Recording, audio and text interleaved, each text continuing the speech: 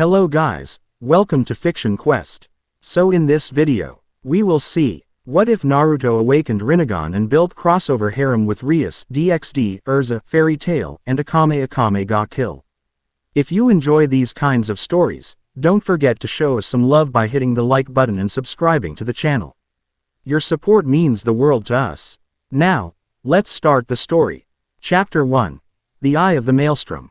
The world ended in a scream of light and sound. One moment, Naruto Uzumaki was pouring the very last dregs of his life, his chakra, his soul, into the Rinnegan spiraling in his palm. Across from him, suspended over the churning waters of the Valley of the End, Sasuke Uchiha was doing the same, his face a mask of furious determination, the Dark Lightning of his Chidori crackling with killing intent. Their two attacks, the culmination of a rivalry, a friendship, a brotherhood, met in the middle. The resulting explosion should have been the end of it.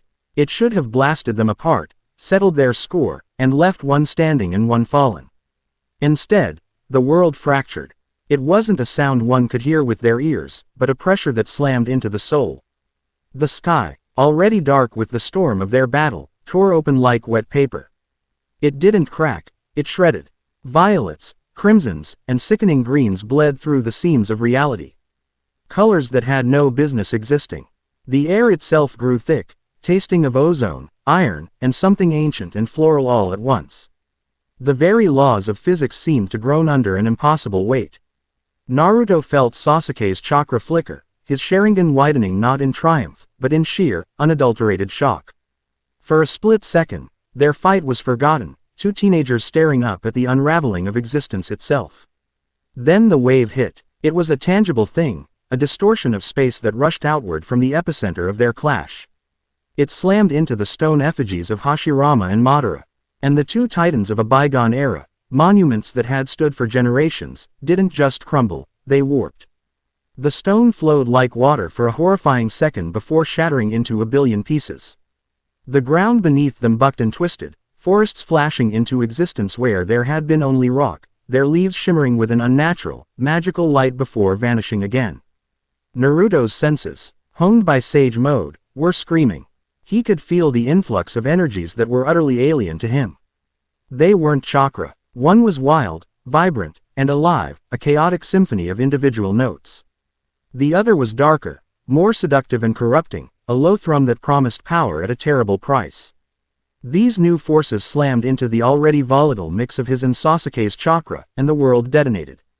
He was thrown backwards, his body a ragdoll in the tempest. The arm holding the Rinnegan was gone, sheared off at the elbow, but the pain was a distant thing.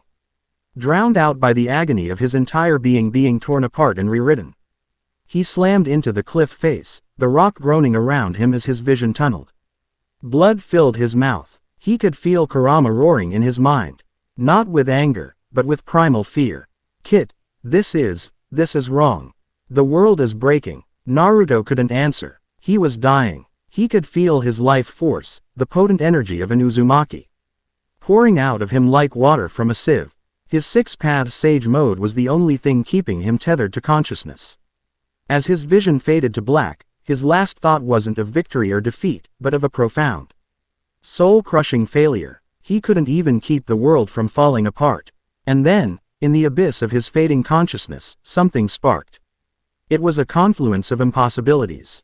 The potent life force of his Uzumaki bloodline, the divine energy of the Sage of Six Paths, the raw, untamed chakra of the Nine Tails, and the violent, invasive energies of a lean realities all crashed together within him.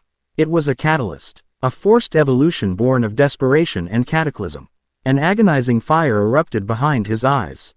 It was a pain beyond anything he had ever known, as if his very soul was being reforged. His eyelids flew open, but he saw nothing of the physical world. He saw the flows of energy, the very fabric of this new, broken reality. He saw the familiar blue of chakra, but now it was interwoven with that bright, wild magic and the insidious crimson of demonic power. And he saw that he could touch it all. His eyes, once a vibrant cerulean, were now a pale, piercing lilac. In them, concentric circles rippled outwards from his pupils. The Rinnegan. The ground gave a final, mournful shudder, and the cliff face he was embedded in began to collapse. Below, He could feel the faint chakra signatures of Kakashi and Sakura, small and fragile amidst the chaos. They would be crushed. Without thought, without knowledge, an instinct deeper than memory took over. He raised his remaining hand, his gaze fixed on the tons of falling rock. A wordless command echoed in his mind, a whisper from a life he'd never lived, the knowledge of Nagato, of the sage himself, blooming in his head. A colorless, formless wave of force erupted from his palm. It wasn't a blast, it was a command. Push. The cascading mountain of rock and earth stopped dead in midair. For a silent, breathless second, gravity itself held its peace. Then, with a deafening roar, the debris reversed course, flying upwards and away, clearing a perfect circle of safety around his stunned teammates. Shinra Tensei. The act drained the last of his energy. His new eyes swirled, the pattern fading as his consciousness finally gave out. His body went limp, and he began to slide down the rock face. A broken puppet whose strings had been cut. Before he hit the ground, a blur of pink and a flash of silver were there. Naruto. Sakura's voice was a desperate cry, her hands already glowing with green medical chakra as she frantically tried to staunch the bleeding from his severed arm. Kakashi landed beside her, his single visible eye wide with an emotion that transcended shock. He looked from Naruto's still form to his face, and then up at the impossible sky. The storm of the convergence was beginning to settle, leaving behind a world that was both familiar and terrifyingly alien. Towering, crystalline trees pulsed with soft light where pines should have been. The air hummed with a palpable energy. He had seen Naruto perform impossible feats, but what he had just witnessed, it was not jutsu. It was the power of a god. And it was etched into the very eyes of his student, whose face, even in unconsciousness, was now adorned with the legendary dojutsu of the Sage of Six Paths. Sakura, Kakashi said, his voice low and grave. Get him stable. The war is over. I think something far, far worse has just begun. The forest was wrong. That was the only word Erza Scarlet could find for it. The trees were a deep, brooding crimson, their leaves like shards of stained glass that bled ruby light onto the forest floor. The air was heavy, humid, and smelled of unknown blossoms and freshly spilled blood. Her blood. She leaned heavily against one of the scarlet trunks, her breath coming in ragged gasps. Her right pauldron was shattered, the steel of her heart crew's armor rent and torn. Deep gouges marred the breastplate, and her side throbbed with a dull, insistent ache. The creature, a grotesque parody of a wolf, with 6 legs and eyes that burned with a sickly green light, had been far stronger than it looked. It had moved with unnatural speed and spat bolts of corrosive energy that had eaten through her armor's magic defenses like acid.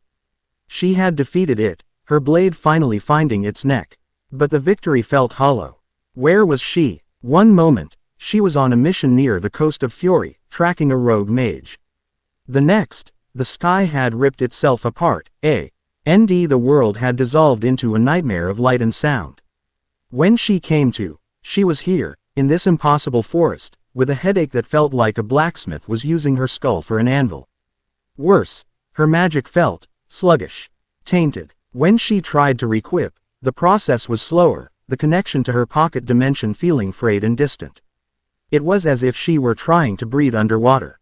This place, whatever it was hostile to her very nature as a mage. She pushed herself off the tree, ignoring the protest of her bruised ribs. She had to find her friends. Natsu, Gray, Lucy, Wendy. The thought of them being lost in this twisted reality sent a spike of cold fear through her heart, a fear she immediately crushed with her iron will.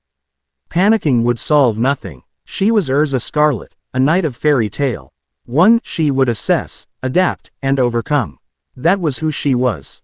2. Her strict, disciplined mind took over. 3. First, she needed to find civilization. A road, a town, anything that could give her answers. She chose a direction at random, one that led away from the lingering stench of the dead creature, and began to walk, her hand never leaving the hilt of her sword. The forest was unnervingly silent. No birds, no insects, just the rustle of the crystalline leaves and the soft squelch of her boots on the damp, mossy ground. After what felt like an hour, the oppressive silence was broken by a sound that made her freeze. Shouting, and the distinct, horrifying sound of screams. Her exhaustion was forgotten. Her personal predicament became irrelevant. People were in danger. That was all that mattered. She broke into a run, her armor clanking as she pushed through the strange, red foliage. The sounds grew louder, a cacophony of panicked cries, cruel laughter, and the crackle of destructive energy. She burst through the tree line and stopped dead, her eyes widening at the scene before her. It was a small, ramshackle village, its architecture a strange mix of styles she didn't recognize. Simple wooden houses stood next to buildings with curved, tiled roofs. But the village was under attack. A group of men and women dressed in tattered black robes were terrorizing the populace. They hurled blasts of purple and black energy, laughing maniacally as buildings splintered and villagers fled in terror. Erza recognized their type instantly. A dark guild, but their magic was wrong.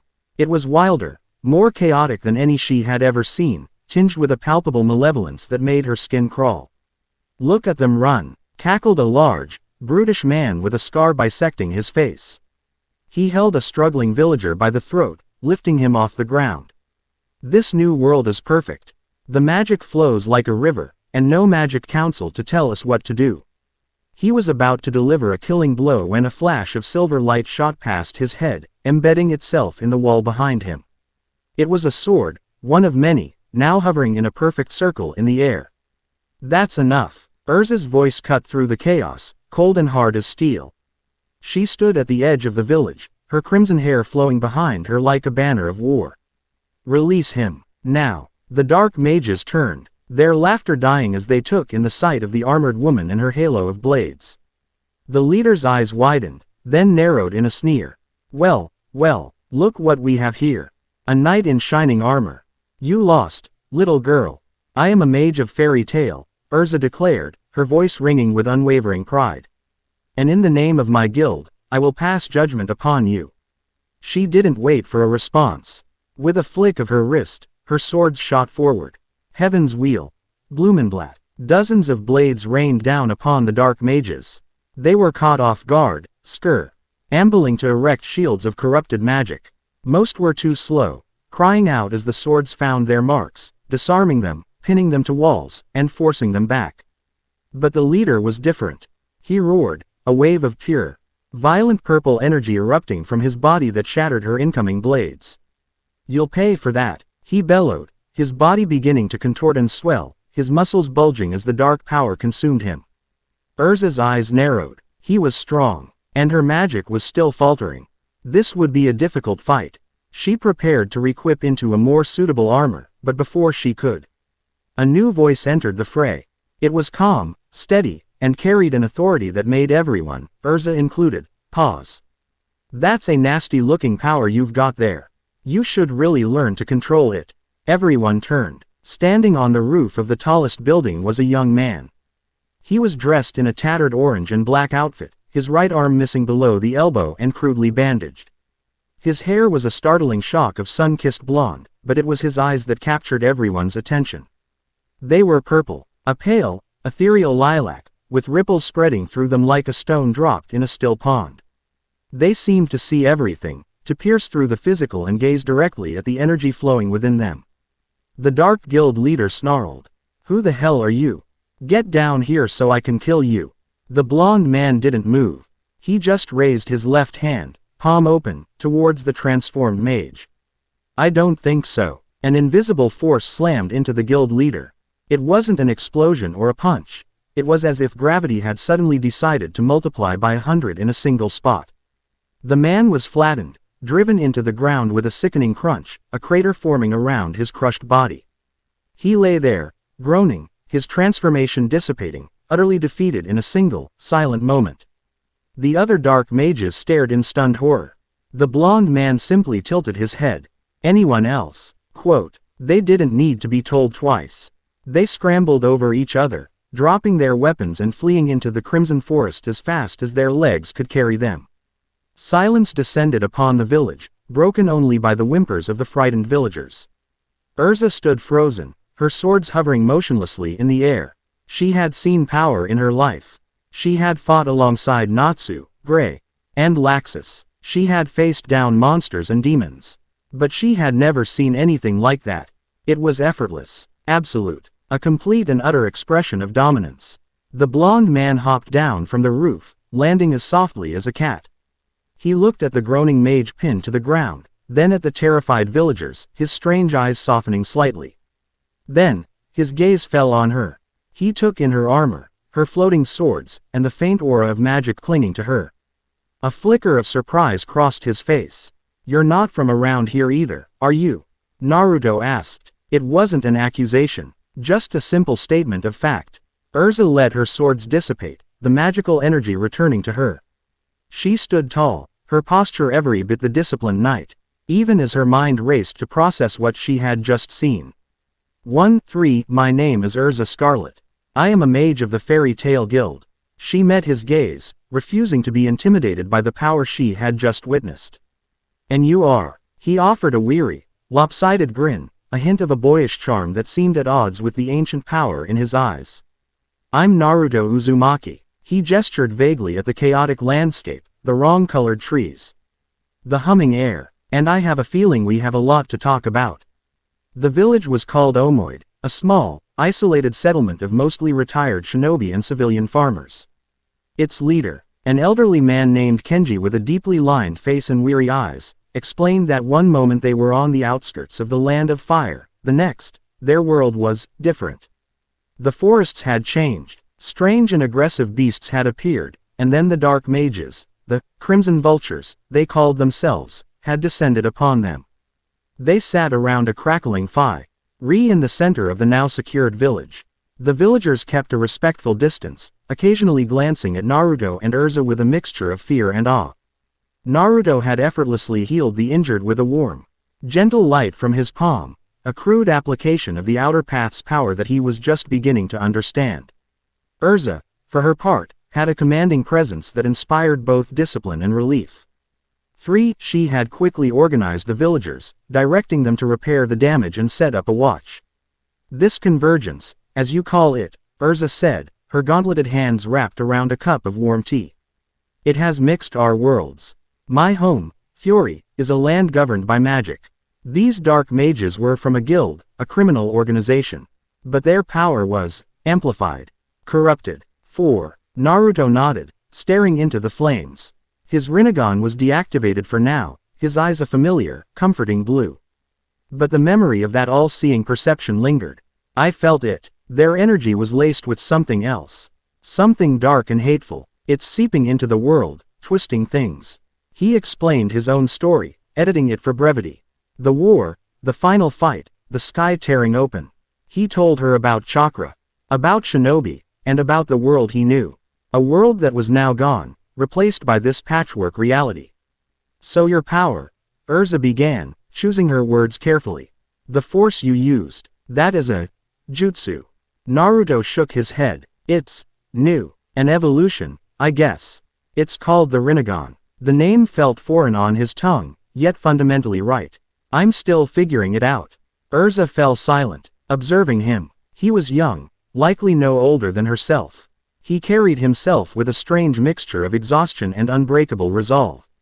There was a deep sadness in his eyes.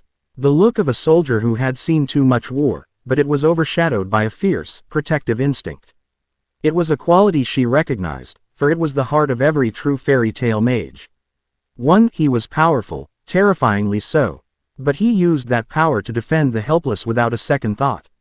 This leader, Naruto said, changing the subject, his gaze hardening. He gestured to the unconscious brute of a man, now tied securely to a post. I need to know where they came from, and if there are more of them. Interrogation will be difficult, Erza noted. Men like that are loyal only to strength. They won't talk. He doesn't have to, Naruto said, his voice low. He stood and walked over to the bound prisoner. The villagers flinched back as he placed his hand on the man's head. For a moment, nothing happened. Then, Naruto's eyes bled from blue to that rippling lilac pattern once more. The mage's body went rigid.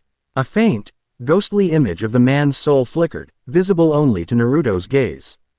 Before being pulled violently from his body, the man himself didn't scream. His eyes just rolled back into his head as a lifetime of memories, allegiances, and intentions flooded directly into Naruto's mind.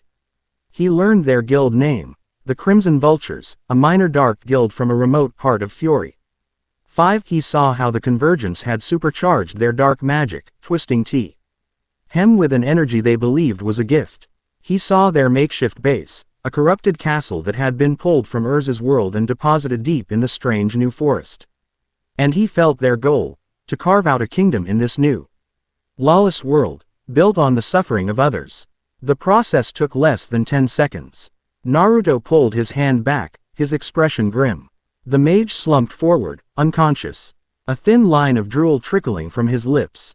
Erza stared, her teacup forgotten. She had seen memory-probing magic before, but it was a delicate, difficult art. What she had just witnessed was not art. It was an extraction. It was as simple and absolute as drawing a sword from its sheath.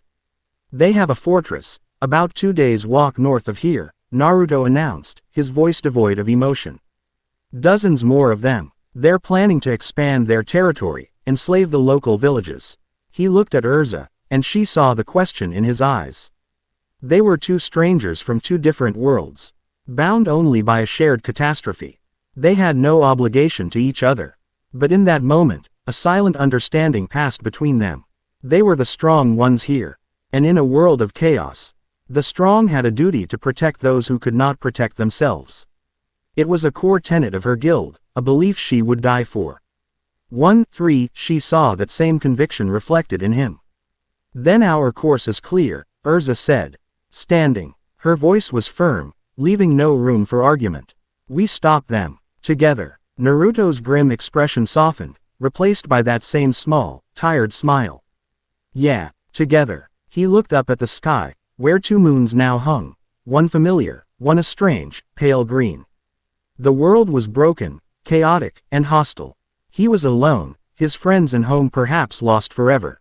But as he stood beside the crimson-haired knight, a woman whose strength and sense of justice mirrored his own, he didn't feel entirely hopeless.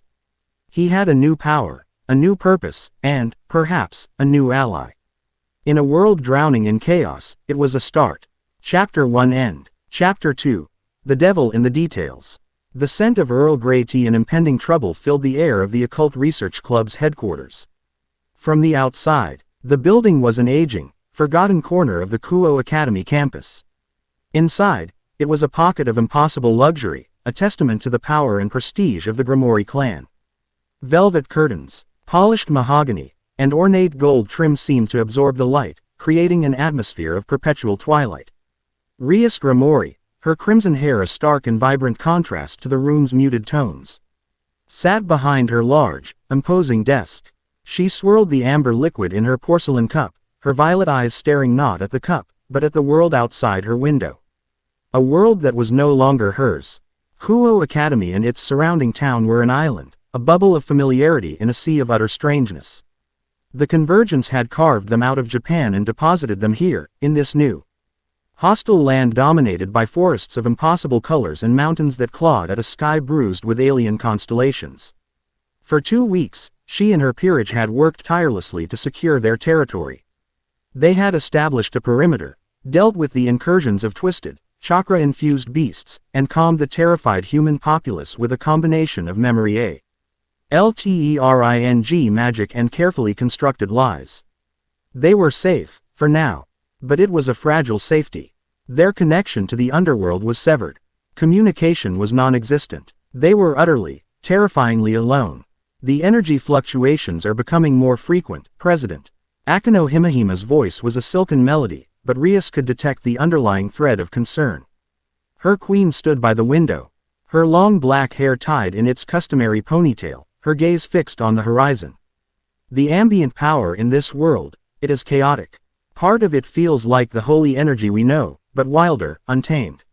Another part is something else entirely. Raw, physical, and connected to the very life of the land. Chakra, Kiba Yuto supplied from his position near the door. He leaned against the frame, the picture of casual grace. But his hand rested near the hilt of a conceptual sword, a nervous habit he had picked up since their arrival. The few shinobi we've encountered called it that. It seems to be the dominant energy system of the locals. It makes our own power unpredictable, Kaneko Tuju added, her voice a soft monotone. She was curled up on the sofa, nibbling on a chocolate bar, but her golden eyes were sharp. Missing nothing. It's harder to control, more draining. Rias took a slow sip of her tea. Her peerage was the finest in the underworld, each a powerhouse in their own right. If they were feeling the strain, the situation was more precarious than she let on. The laws of this new reality were actively hostile to their demonic nature. We are a house of kings, isolated in a land of sages. Rias murmured, placing her cup down with a delicate click. And our enemies are beginning to circle. That was the true heart of the matter. News, even in this fractured world, traveled. Stray devils, emboldened by the chaos and the silence from the underworld's ruling powers, were beginning to test their borders. Worse, she could feel the probing tendrils of other, more organized forces. She suspected rival houses, perhaps the Baal or the Phoenix, were trying to ascertain her strength. If they sensed weakness, they would pounce. They would see this cataclysm not as a tragedy, but as a golden opportunity to remove the Grimoire heir from the board. Which brings us to the primary subject of today's meeting, Akane said, turning from the window. A playful, yet dangerous, smile touched her lips. The anomaly to the northeast. She placed a map on Rias's desk. It was a crude, hand-drawn thing, pieced together from Kiba's scouting runs. In the corner, a small village, Omoid, was circled. 2 days ago, Akane continued, her finger tapping the circle, a massive surge of unknown energy erupted from this location. It was immense. For a moment, it dwarfed everything else in this region. Then, it stabilized. According to the whispers Kiba gathered from some traveling merchants, a dark guild of mages from another world, called the Crimson Vultures, was annihilated. The village was saved by 2 individuals. Rias leaned forward, her interest piqued. 2. A red-haired woman in armor, whose power felt similar to magic, though more structured, Akane explained. And a young blonde man.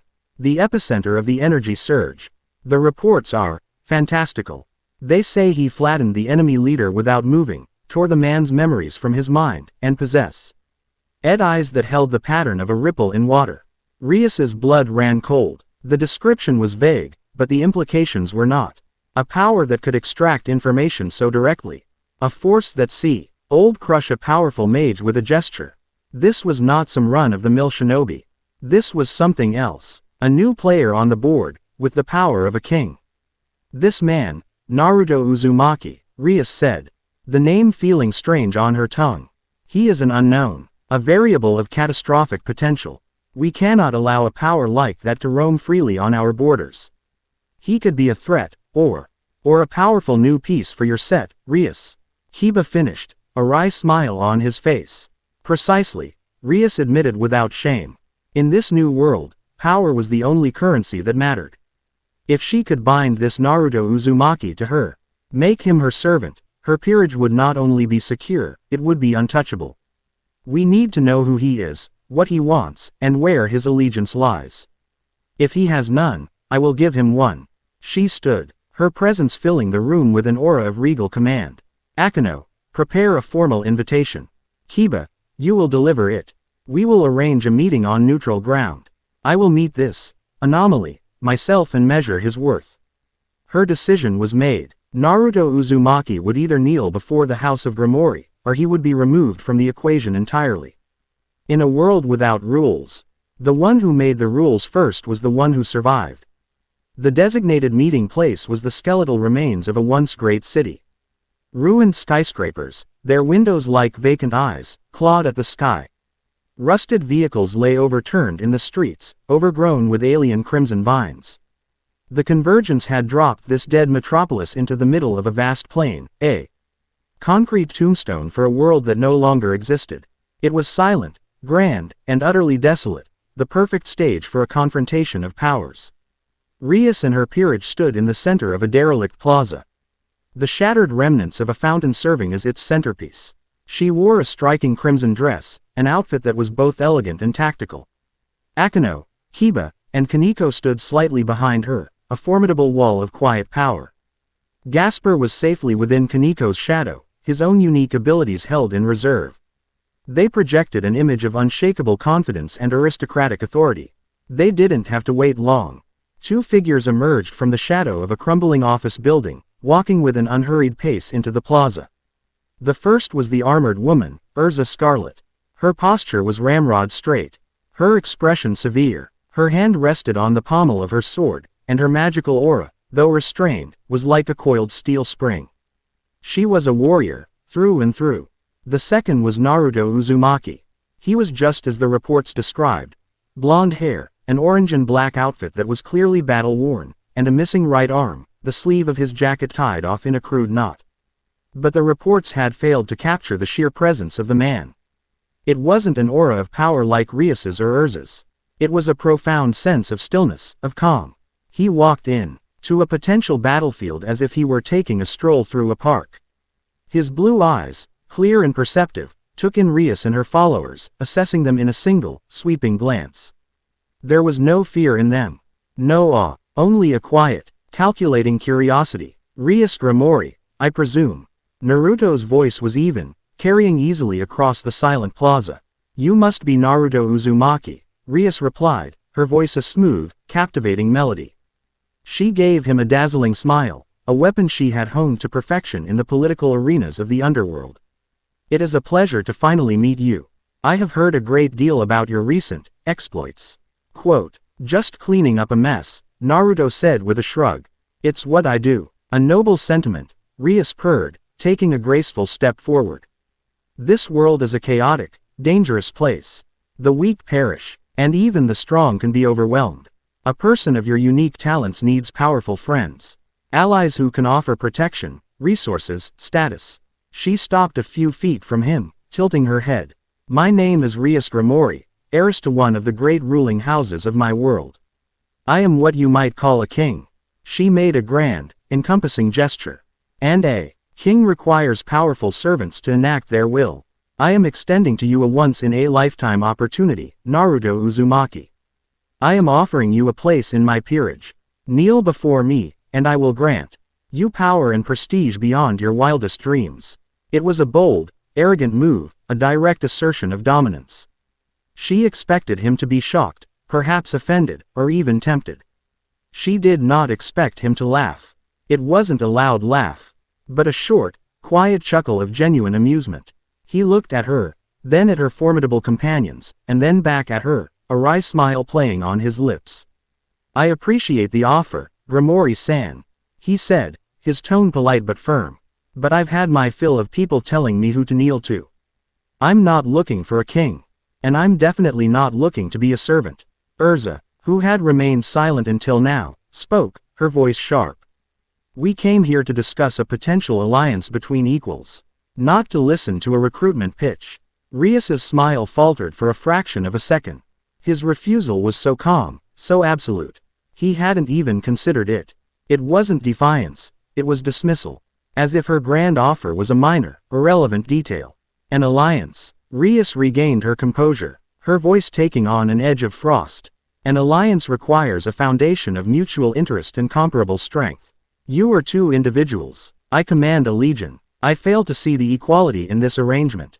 You command a small group of loyal followers in a territory you can barely hold, Naruto countered, his voice losing its light-hearted edge. It was still calm, now it held the weight of irrefutable fact. Your power is unfamiliar to this land, and it makes you weak. Your connection to your home is cut off. You're isolated. You're not a king here. You're a castaway, just like us. The difference is, you're pretending you still have a throne. Every word was a perfectly aimed dart, puncturing her carefully constructed facade of control. Hiba's hand tightened on his sword. Akano's smile became strained. Kaneko stopped eating her chocolate. Rias felt a surge of anger. How dare he? How dare this unknown upstart speak to her with such condescending certainty? She was about to unleash a fraction of her power of destruction, to show him a glimpse of what true power looked like, when a new presence made itself known. It was a wave of raw, bloodthirsty illing intent that washed over the plaza. It was heavy, suffocating, and utterly devoid of reason. Well, what have we here? A guttural voice echoed from the rooftops. The little Gramori princess, playing ruler in the ruins. And she's brought some new friends. They all looked up. Perched on the edge of a skyscraper was a creature that was a mockery of a devil's form. It was massive, its body covered in thick, leathery hide. with twisted horns and bat-like wings. Its eyes glowed with a feral red light, and its aura was a chaotic storm of demonic energy, far more powerful than any common stray devil. Vorgoth the Unchained. Kiba breathed, his expression grim as he drew his sword. A high-class stray. I thought he was operating on the other side of the continent. It seems the Chao S has drawn all the vermin out of the woodwork, Akano said, lightning crackling around her fingertips. The stray devil, Vorgoth, let out a booming laugh. The old bosses are gone, little devils. The new world belongs to the strong. I'll take your head, Grimoire, and present it to my new benefactor. He pays well for noble blood. Before Rias could give the command, Vorgoth moved. He launched himself from the building. A red meteor of hate and power, crashing into the plaza with the force of a bomb. The ground shattered, sending plumes of dust and debris everywhere. Engage, Rias commanded, her body flaring with her crimson aura. Her peerage moved as one. Kiba vanished, reappearing behind Vorgoth in a blur of speed, his blade striking at the monster's back. But the sword, which could cut through nearly anything, screeched against the stray's hide, barely leaving a scratch. Kaneko, her small frame belying her incredible strength, launched a chunk of broken concrete the size of a carriage at the beast, who simply swatted it aside. Erza, he's a tough one, Akano purred, unleashing a bolt of golden holy lightning. The blast struck Vorgoth square in the chest, making him roar in pain and anger, but it didn't stop him. The stray devil retaliated, spewing a torrent of black-purple fire from his mouth. Rias erected a defensive shield of demonic energy, the flames washing over it in a roaring tide. The heat was immense, and she could feel her power draining at an alarming rate to maintain the barrier. Erza didn't wait for an invitation. Requip. Heaven's Wheel armor. In a flash of golden light, her simple armor was replaced by a magnificent silver plate mail with large, wing-like appendages on her back. Dozens of swords materialized in the air around her. With a sharp cry, she sent them raining down on Vorgoth. The stray roared as the enchanted blades pierced his thick hide, drawing black blood. He swatted wildly, trying to dislodge them, distracted from his assault on Rias. The attack gave her peerage the opening they needed. Kiba activated his sword birth, blades erupting from the ground to impale the beast's legs, while Kaneko landed a chakra-enhanced punch that staggered the monster. They were fighting together, a whirlwind of demonic power, holy lightning, and enchanted steel. But it wasn't enough. Vorgoth was a berserker, his strength amplified by the chaotic energies of the world. He roared, a shockwave of pure power erupting from his body that sent them all flying backwards. Rias landed hard, skidding across the broken pavement. He was too strong, too durable. They were being worn down. President, Akano cried, struggling to her feet. Rias grit her teeth. It was time to end this. She began gathering her power of destruction, a sphere of swirling crimson energy and black lightning forming in her hands. This would take everything she had, but it would erase him. As she prepared to unleash her clan's ultimate power, she saw that two people had not moved from their original positions. Naruto and Erza stood together, observing the battle with an unnerving calm.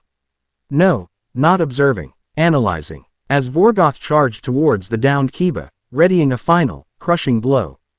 Naruto finally moved. He didn't charge, he didn't shout, he simply raised his left hand, his expression one of mild annoyance.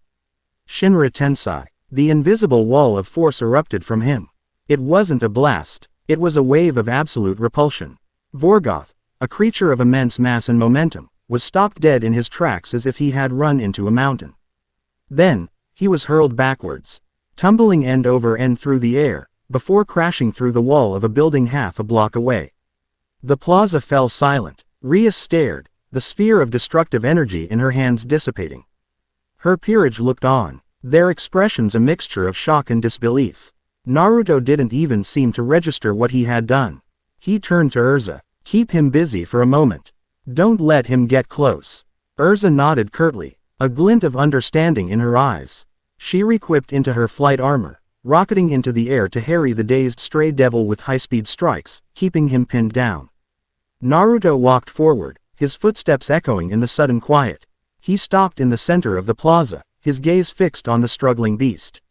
You mentioned a benefactor, he said. his voice carrying an unnatural resonance. Vorgoth roared in defiance, shaking off Erza's attacks. "You'll never know, worm. My master will." He never finished the sentence. Naruto's eyes shifted, the calm blue swirling into the pale, rippling lilac of the Rinnegan. He placed his hand on the ground. Bansho Tenon. This time, the force was attractive. Vorgoth's massive body was jerked off its feet, dragged uncontrollably through the air towards Naruto as if caught by an inescapable gravitational pull. The stray devil flailed, trying to fight it, but it was useless. He was a piece of iron being pulled to a master magnet. He crashed to the ground a few feet before Naruto, pinned by the immense gravitational force. He struggled, his muscles straining, but he couldn't even lift his head. Rias and her peerage could only watch, paralyzed. This wasn't a fight, it was a dissection. He wasn't using brute force to overcome his opponent. He was manipulating the very laws of physics to render him helpless. Naruto walked forward and placed his hand on Vorgoth's horned head. The stray devil's struggles ceased instantly. His eyes widened in sheer, mind-breaking terror. The human path. Rias felt it, a cold, terrifying wrenching in the very fabric of existence. She saw a flicker, a phantom image of Vorgoth's life force, his soul, being drawn out of his body like a thread from a tapestry. It wasn't destructive like her power. It was a fundamental violation of existence itself. Information flooded Naruto's mind. He saw the face of the benefactor, a smirking, arrogant devil from the house of Agaras, a known rival of the Grimoire.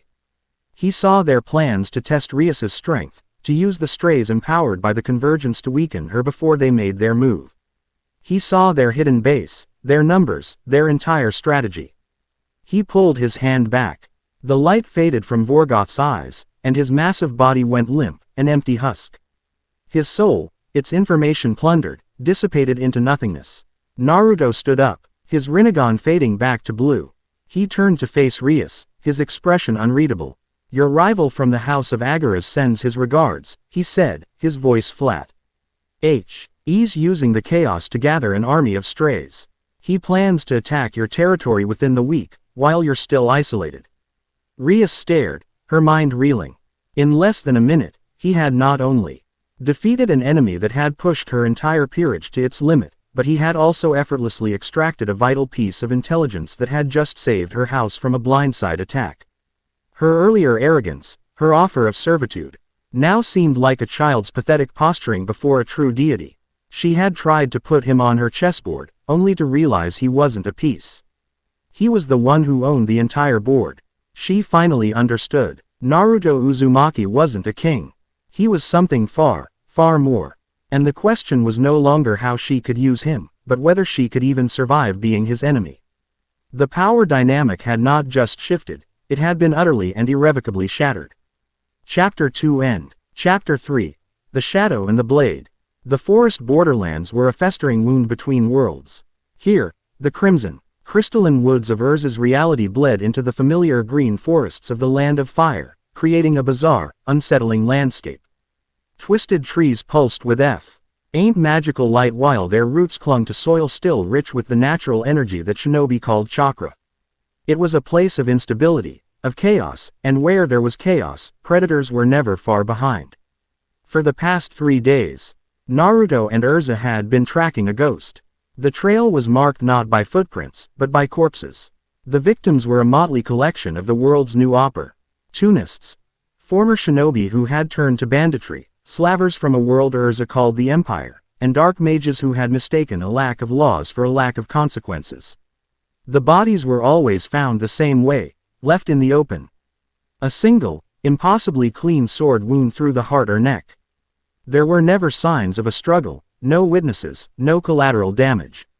It was the work of a master, an artist whose medium was death.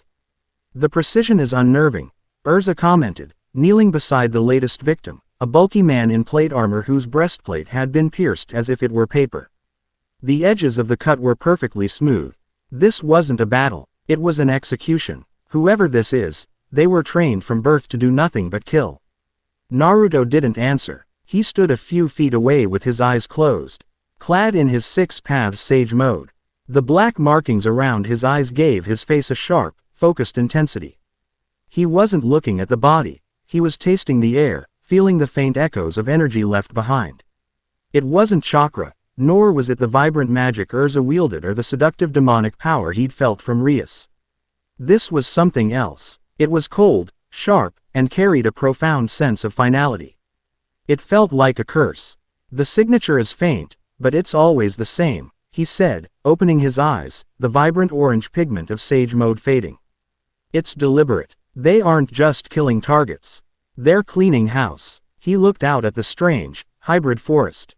And they're heading north. Their hunt led them to the edge of a sprawling, makeshift 2WN that had erupted from the earth like a boil.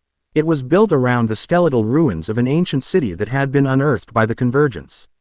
The architecture was grim and utilitarian, all sharp angles and dark stone, imperial. Erza had called it. Armed guards patrolled the perimeter, their armor shoddy but their discipline absolute.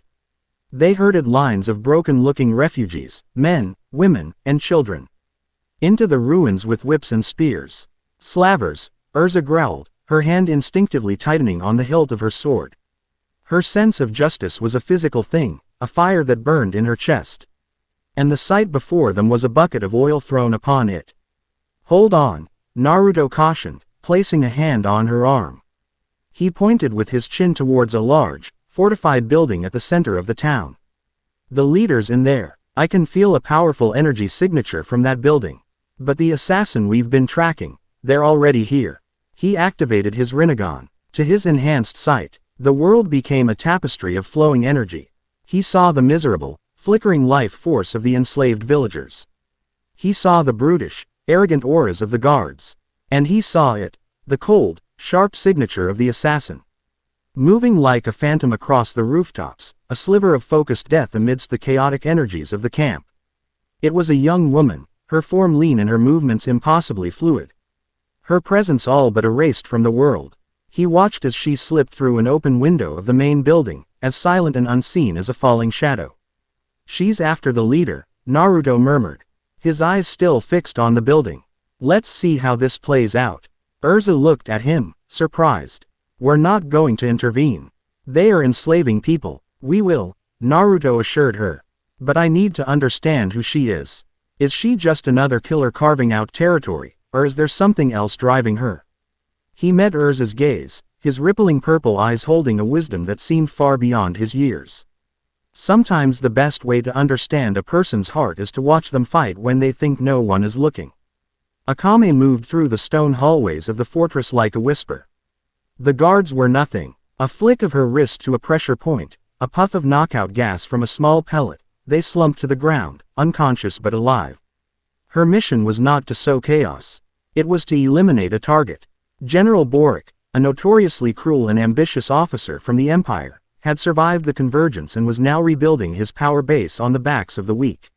He was a cancer, and she was the scalpel. She reached the main chamber, a large, opulent room decorated with stolen treasures.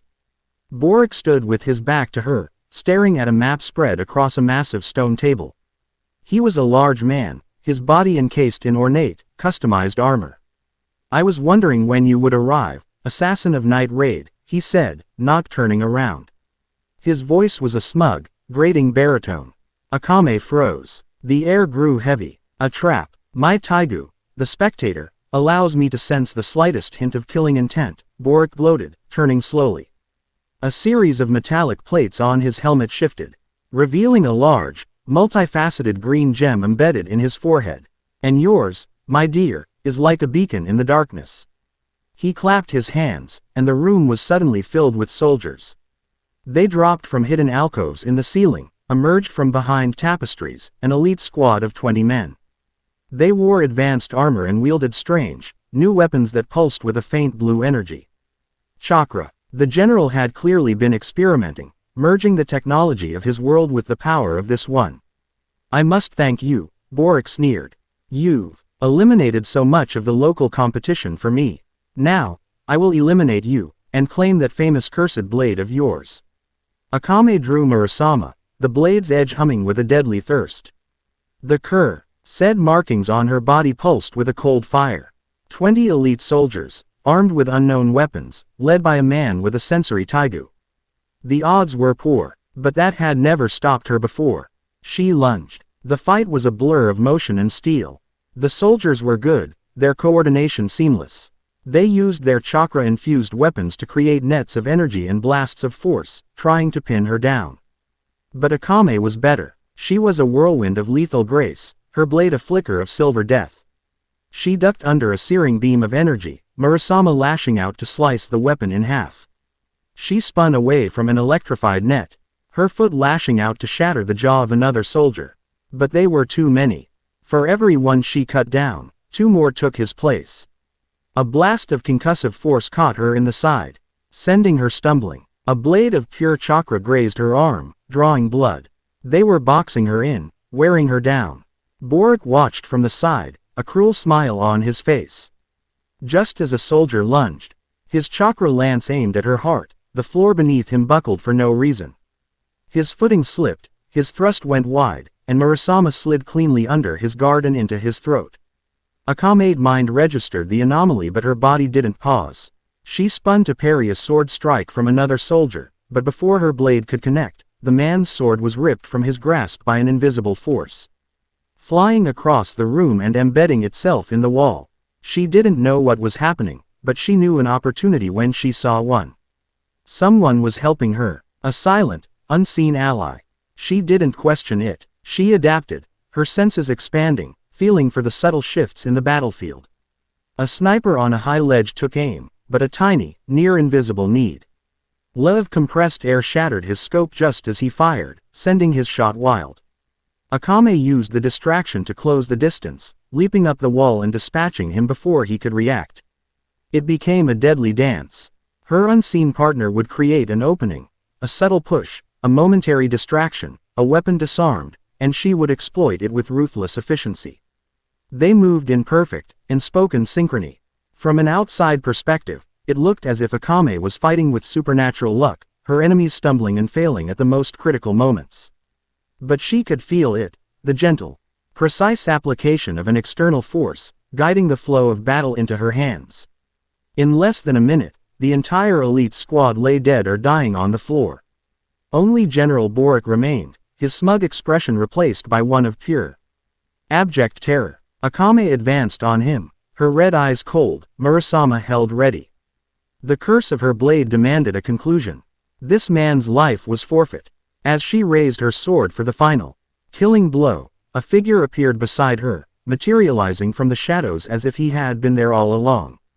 It was the blonde man from the forest, the one with the sun-kissed hair and the impossible eyes. His hand rested gently on her shoulder. The touch was light, but it carried an undeniable weight, a silent request that stopped her blade mid-swing. "Wait," Naruto said. Akame froze. Her entire body tensed. She turned her head, her crimson eyes locking onto his. The pale lilac of his Rinnegan seemed to swirl, and for the first time in a long time, she felt seen. He wasn't just looking at her. He was looking into her. He saw the years of bloodshed, the ghosts of her comrades, the chilling weight of Murasama's curse. And he wasn't afraid. He didn't judge. He simply understood. "He is a cancer," she stated, her voice a monotone, a line she had repeated 1,000 times. "I remove cancers." "I know," Naruto replied, his voice soft, yet carrying an immense power. "Killing is easy. It's a clean solution to a messy problem. It's all you've ever been taught." He looked from her to the trembling, pathetic form of General Boric, then back again. His gaze was intense, compassionate. "But it doesn't have to be all you ever are. I'm offering you something else. A different way." He gestured vaguely towards the window, in the direction of the enslaved refugees. "His death won't solve their problems. They need a protector, not an avenger. Your skills, they could be used to build something, not just to destroy." Akame's mind reeled. A choice. Her life had never been about choice. It had been about orders, missions, survival. Kill or be killed. The idea of another path was so alien it was disorienting. Before she could process his words, Naruto stepped past her. He stood before the cowering general, his shadow falling over the terrified man. Boric whimpered, scrambling backwards. "Please, I'll give you anything. Money, power." Naruto said nothing. He simply raised his hand and placed it on the general's helmeted forehead. The Rinnegan in his eyes pulsed with a pale light. Akame braced for a blast of energy, an execution. Instead, something far stranger happened. The general's body went rigid, his eyes wide with a terror that went beyond the fear of death. A faint, ghostly hand, visible only to Akame's heightened senses and Naruto's Rinnegan, phased through the general's skull. It wasn't an attack, it was an extraction. Naruto pulled his hand back. General Boric remained upright for a moment, his eyes completely vacant, devoid of thought, ambition, or even basic awareness. Then he slumped to the ground, a living, breathing, empty shell. "I've taken everything that made him who he was," Naruto explained, his voice calm. "His will, his cruelty, his memories. He will live out his days as a hollow man. A punishment more fitting than a quick death. He had judged him, and he had delivered the sentence." Akame stared at the drooling, catatonic form of her former target. Then back at Naruto. The sheer, terrifying scope of his power was one thing. But the control, the moral clarity with which he wielded it, it was something she had never conceived of. He held the power of a god, but used it with a deliberation that was profoundly human. Murasama felt heavy in her hand, its curse whispering for the blood he had denied it. But for the first time, its voice seemed weak, distant, overshadowed by the quiet strength of the man standing before her. She sheathed her sword. The soft click of the blade sliding home echoed in the silent room. "Who are you?" she asked, the two words carrying the weight of a lifetime of questions. He turned to her, his otherworldly eyes fading back to a familiar, startling blue. He offered a small, tired smile. "I'm Naruto Uzumaki, and I think it's about time we set those people free." Akame didn't answer. She watched as he and the armored woman, who had just entered the room, began to organize the liberation of the camp. She lingered in the shadows of the chamber for a moment longer, a silent observer. Her mission was complete, but her world had been irrevocably altered. This man, Naruto Uzumaki, was an anomaly she couldn't comprehend. He wasn't a killer, a soldier, or a politician. He was something new, and as she melted back into the shadows of the ruined city, she knew one thing for certain. She would be watching him. Chapter 3 End. Chapter 4. The Unholy Trinity. The air over the land of whirlpools tasted of salt, ozone, and ancient, sleeping power. For generations, Uzushiogakure had been a ghost story, a testament to the destructive envy of its neighbors. Its colossal ruins, half submerged by the relentless sea, were a grave marker for a clan that had been too powerful, too vibrant, to be allowed to exist. Until now, standing on the highest, most intact spire of the ruined city, Naruto Uzumaki felt the land sing to him. It was a song of kinship, a resonance in his very blood. This was the home of his ancestors, and its latent energy, a potent, wild form of chakra, welcomed him like a long-lost son. The convergence had churned the ocean floor, raising more of the city from its watery grave.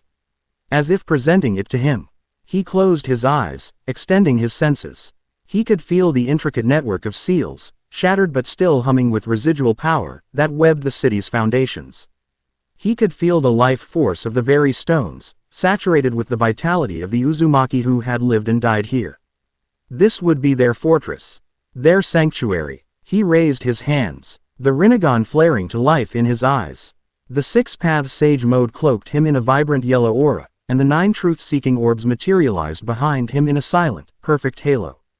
He reached out, not with physical force, but with his will, pouring his chakra into the broken heart of Uzushio. The ground began to tremble. It was not the violent shaking of an earthquake, but the deep, resonant hum of creation. From the depths of his soul, a power he hadn't known he possessed answered his call. The DNA of the first Hokage, a gift from the Sage of Six Paths himself, ignited within him. Wood erupted from the stone. Not the wild, chaotic growth of a forest, but controlled, purposeful creation. Massive roots, thick as ancient pythons, rose from the sea and coiled around the crumbling foundations, stabilizing them. Reinforcing them. Great walls of interlocking wood, dense and hard as steel, grew from the ground, following the lines of the original city but making them stronger, grander. Towers twisted their way into the sky, and bridges of living timber spun themselves across the chasms where streets had once been. Erza watched from a safe distance, her expression a mask of pure, unadulterated awe.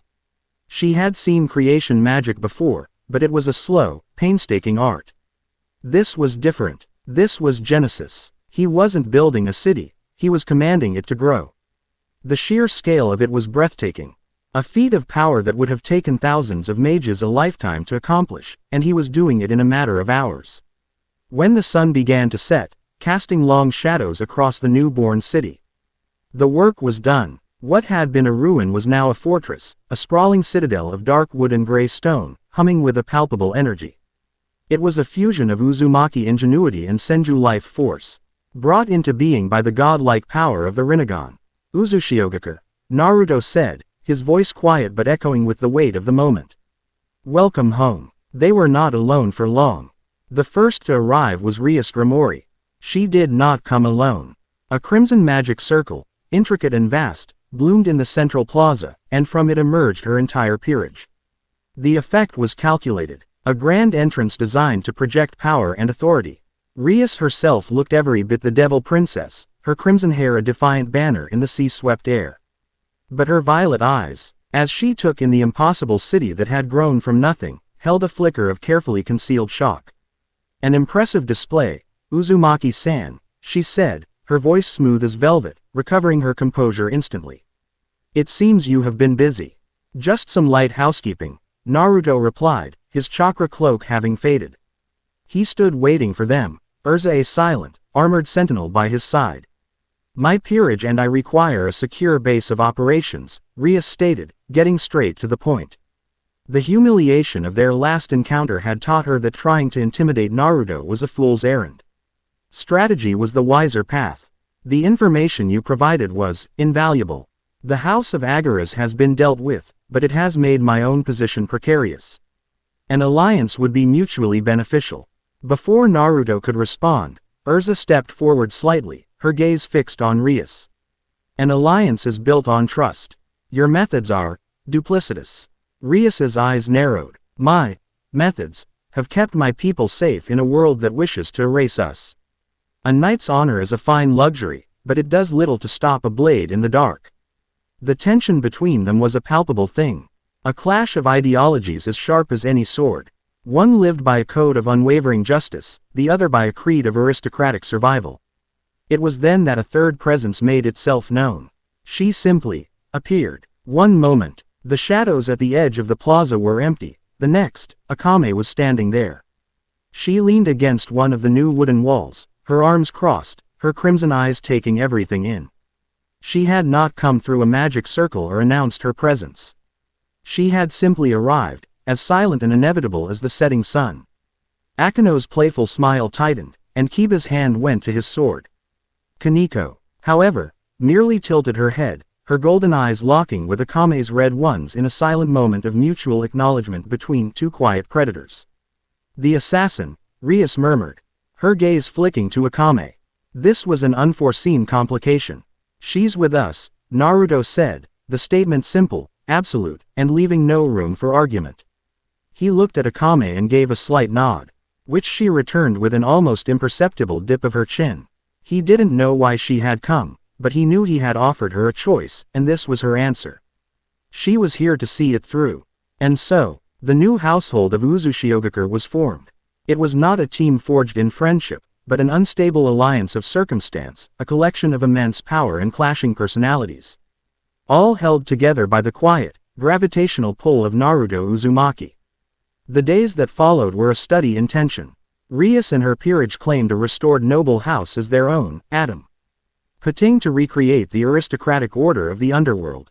Erza took on the role of captain of the guard, tirelessly working to map the surrounding area and establish patrols, her discipline a stark contrast to the devil's more decadent lifestyle. Akame remained a ghost. She would disappear for hours, sometimes days, on scouting missions of her own, returning with flawless intelligence on the mauve ements of strange beasts or rival factions. When she was in the city, she was a silent presence, her eyes missing nothing. She and Naruto were the only ones who seemed truly at ease, sharing quiet meals on the high towers, speaking little, but understanding much. They were both soldiers who had been given a chance at something more, and they found a strange comfort in each other's company. The guile peace was shattered on the fifth day. The sky tore open, not with the chaotic energy of the convergence, but with a searing, arrogant fire. From the swirling vortex of flame, a figure descended, landing in the plaza with an impact that cracked the living wood beneath his feet. He was handsome in a cruel, sharp way, with short blonde hair and an aura of insufferable pride. He was followed by 15 other figures, his peerage, a collection of women in matching maid outfits. Rias, who had been in the middle of a strategic meeting with Naruto and Erza, froze. Her face went pale, and her hands clenched into fists. "Riser," she breathed, her voice laced with a unique mixture of fury and dread. Riser Phoenix surveyed the new city with a contemptuous sneer. His gaze swept over Rias, lingering on her form with a possessive, proprietary glare. "Rias, my dear, did you really think you could run from your obligations? The wedding is back on. Your family has agreed. In this chaotic new world, a union between the Grimoire and Phoenix houses is the only logical move. I will never marry you, Riser," Rias shot back, her body beginning to glow with her crimson demonic aura. Riser laughed, a harsh, grating sound. "You have no choice. Your precious peerage is isolated and weak. This wooden shack you're hiding in is an eyesore. I will burn it to the ground, take you, and you will learn your place." He then noticed Naruto, Erza, and Akame, who had emerged to stand with Rias. He waved a dismissive hand at them. "And you will get rid of these commoners you've surrounded yourself with. They are unworthy of your station. That," Naruto said, his voice dangerously calm, "is not going to happen." Riser's eyes finally focused on him, a flicker of annoyance in his gaze. "And who are you, peasant, to speak to a Phoenix?" "He is my partner," Rias declared, stepping forward to stand beside Naruto, a bold and defiant act. "And this is his home. You are the one who is unwelcome here." Riser's face twisted in an ugly snarl. "Partner, you would sully yourself with this one-armed cripple. I will teach you all a lesson in true power." He snapped his fingers. "Girls, kill the trash.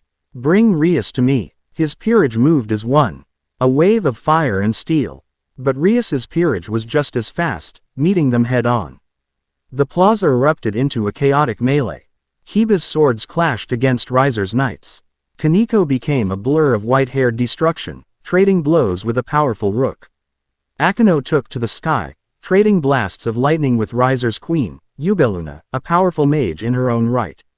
The Grimoire peerage fought with the desperation of cornered lions, their teamwork flawless. But they were outnumbered. Riser's pieces were strong, and his endless supply of pawns was beginning to overwhelm them. Kiba was forced back, parrying strikes from 3 directions at once. Kaneko grunted as a fiery explosion sent her skidding across the plaza. Riser watched, preening. "You see, Rias, this is the power of a true noble." Quote, he was so engrossed in the battle that he didn't notice the 3 figures who had not moved. Erza, Akame, and Naruto had been watching, analyzing, waiting. Erza was the first to act. Requip. Heaven's Wheel armor. In a flash of light, she was clad in her silver, winged armor, 100 swords materializing around her. She didn't bother with single targets. Her gaze swept the battlefield. And she unleashed her fury upon the enemy horde. Blumenblatt. It was a storm of swords, a whirlwind of steel that descended upon the Phoenix pawns. They cried out in shock and pain, their formation shattering as they were disarmed, pinned, and knocked from their feet. In a single, decisive move, Erza had completely neutralized Riser's numbers advantage. She then rocketed into the air, her own blade clashing with a stunned Yubeluna, relieving the pressure on Akano. At the same instant, a shadow detached itself from the chaos. Akame moved. She was not a whirlwind like Erza, she was a scalpel. She flowed through the battle, a red-eyed phantom that was everywhere and nowhere at once. Her target was not the pawns, but the key pieces. She appeared behind Riser's twin knights, her blade a flicker of silver. They were fast, but she was faster. A clean strike to the back of the neck for each, using the blunt edge of Murasama. They crumpled, unconscious. She ducked under a fiery blast from a bishop, her blade lashing out to sever the woman's spell-casting hand at the wrist. In seconds, the tide of the battle had been completely, irrevocably turned. Riser stared, his arrogant smirk finally gone, replaced by disbelief. Impossible. Who are these women? They're my friends, Naruto said, taking a slow step forward. And you've made a big mistake coming here. Riser's disbelief turned to rage. This is your fault. A torrent of fire erupted from his body, coalescing into the shape of a massive phoenix. I am Riser Phoenix. I am immortal. You cannot defeat me. He lunged, the fiery phoenix diving towards Naruto. Naruto didn't move. He didn't even seem to brace himself. He just raised his left hand, his expression bordering on bored. The Rinnegan flared in his eye. Gakido. The Pritha path. The power to absorb. The massive, roaring phoenix of flame, a spell that could have incinerated half the city, simply vanished. It was sucked into Naruto's outstretched palm, dissipating into nothingness without a sound, without a trace of heat. Naruto hadn't even blinked. Riser stopped dead, his jaw hanging open. My fire. You ate my fire. Why? Our immortality is just high-speed regeneration, isn't it? Naruto asked, his voice conversational, as if they were discussing the weather. He had seen it with his Sage mode, the constant, rapid flow of energy healing Riser's body. It's a neat trick, but it's not true immortality. He started walking towards Riser, his footsteps echoing in the stunned silence of the plaza. Riser, for the first time in his life, felt a prickle of genuine fear. He threw another blast of fire, then another. Each one was swallowed by Naruto's hand without effect. Stay back, Riser screamed, his composure finally shattering. Naruto stopped about 20 feet away. He looked up at the sky, then back at the terrified devil. I've been wanting to try this out. He clapped his hands together. A small, black sphere, no bigger than a marble, formed between his palms. It was impossibly dense, exuding a gravitational pull that made the very air seem to warp around it. Riser felt a tug. His feet began to slide across the ground. What is this? A lesson, Naruto said, and then he released the sphere. It shot into the sky, hovering 1,000 feet above them. Chibaku Tensei. The ground erupted. It started with a deep, groaning roar from the earth itself. Then, the entire plaza, the surrounding buildings, the very bedrock of the island, began to break apart.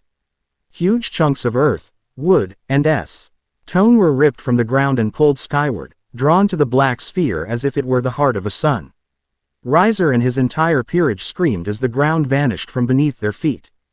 They were caught in the cataclysmic updraft, pulled helplessly into the sky along with tons of debris. They tumbled through the air, their powers useless against the absolute, overwhelming force of gravity itself.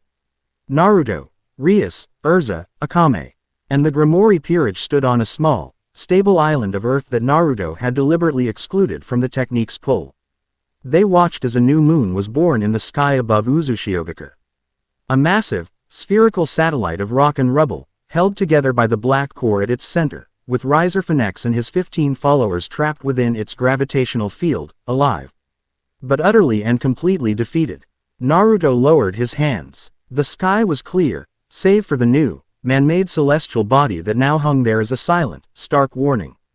He turned to look at Rias. Her face was a canvas of conflicting emotions, shock, relief, and a profound, humbling awe. She looked at him, then at Erza and Akame, who stood ready to fight for her, and Hen up at the floating prison that held the man who had tried to claim her. He hadn't just defeated her enemy. He hadn't just saved her. He had given her freedom, defended her honor, and shown her evil of power that made the squabbles of devil politics seem like children's games. In that moment, standing in the ruins of the plaza, a bond was forged. Not of obligation or strategy, but of fire, steel, and shared victory. They were a devil, a knight, an assassin, and a sage. An unholy, impossible trinity, with a god at its center. And the world had just been put on notice. Chapter 4 End. Chapter 5. Whispers of Ruin. A fragile peace settled over Uzushiogakure, as strange and unfamiliar as the new green moon in its sky. The massive stone and wood satellite of the Chibaku Tensei hung overhead, a silent, ever-present monument to the day the city had declared its sovereignty. Riser Phoenix and his peerage remained trapped within its gravitational pull, a problem for another time. For now, it served as a rather effective, keep out, sign. Life fell into a routine, an intricate dance of disparate cultures finding a common rhythm. Rias's peerage, humbled and grateful, had shed some of their aristocratic aloofness. Kiba could often be found sparring with the refugee shinobi, his elegant swordsmanship a fascinating contrast to their practical, explosive jutsu. Akano, ever curious, spent Rs with the Uzumaki elders. Naruto had revived from remnant souls trapped in the city's seals, learning about the esoteric art of fuinjutsu. Kaneko, in her typical fashion, had established a network of cats as her personal intelligence agency, her quiet presence felt in every shadow of the city. Erza, unsurprisingly, had become the heart of the city's defense. She drilled the able-bodied refugees, shinobi, mages, and ordinary civilians alike, with a discipline that was both terrifying and inspiring. She forged them into a cohesive militia, her booming commands echoing through the training grounds from dawn till dusk. She demanded perfection, but she was always the first to arrive and the last to leave, her dedication earning her the unwavering loyalty of every person who could hold a spear. Akame remained an enigma, a ghost in their new home. She moved on the periphery, her presence a fleeting shadow on a rooftop, a brief glimpse of black hair in a bustling market. She was their silent guardian, undertaking deep reconnaissance missions into the chaotic new world. She would return with flawless maps, detailed reports on the movements of monstrous beasts, and, on more than one occasion, the head of a would-be warlord who had designs on their burgeoning city-state. She never announced her departures or her returns, simply leaving her findings on Naruto's desk in the dead of night. And at the center of it all was Naruto. He was not a king who sat on a throne. He was the city's foundation. He spent his days in the restored Uzumaki Grand Library, a vast, circular chamber filled with thousands of scrolls he had painstakingly restored using the creation of all things technique. He was on a desperate quest for knowledge, devouring information on the Rinnegan, on his ancestors, and on the very nature of the forces that had unmade their worlds. The power in his eyes felt boundless, but without understanding, it was just a weapon. He wanted to make it a tool to build, to protect, to heal. One evening, the four of them found themselves on the highest tower, sharing a simple meal of grilled fish that Naruto had caught and Akame had expertly prepared. The salty wind whipped around them, carrying the sound of the bustling city below. It was a rare moment of stillness. The supply lines are secure, Erza reported, ever the pragmatist. The fishing routes are clear of any major threats, and the new greenhouse project is showing promise. The magical and demonic energy signatures in the area have stabilized, Rias added, swirling a glass of wine Akano had managed to create. It seems our permanent deterrent in the sky has discouraged any unwanted visitors. Akame said nothing, merely taking a small, precise bite of fish, her red eyes watching the horizon. Naruto looked at the three women with him. The fierce, honorable knight. The proud, cunning devil princess. The silent, lethal assassin. An impossible collection of souls, brought together by a cosmic disaster. And yet, here, in this moment, it felt right. It felt like home. Thank you, he said, the words simple but heavy with sincerity. All of you, I couldn't have done any of this alone. Rias offered a small, genuine smile. We are allies, Naruto. Your strength protects us, and our presence helps you maintain this sanctuary. It is a logical arrangement. But her eyes betrayed a deeper emotion, a gratitude that went beyond simple logic. Erza nodded, her expression softening. We are comrades. We fight for the same thing.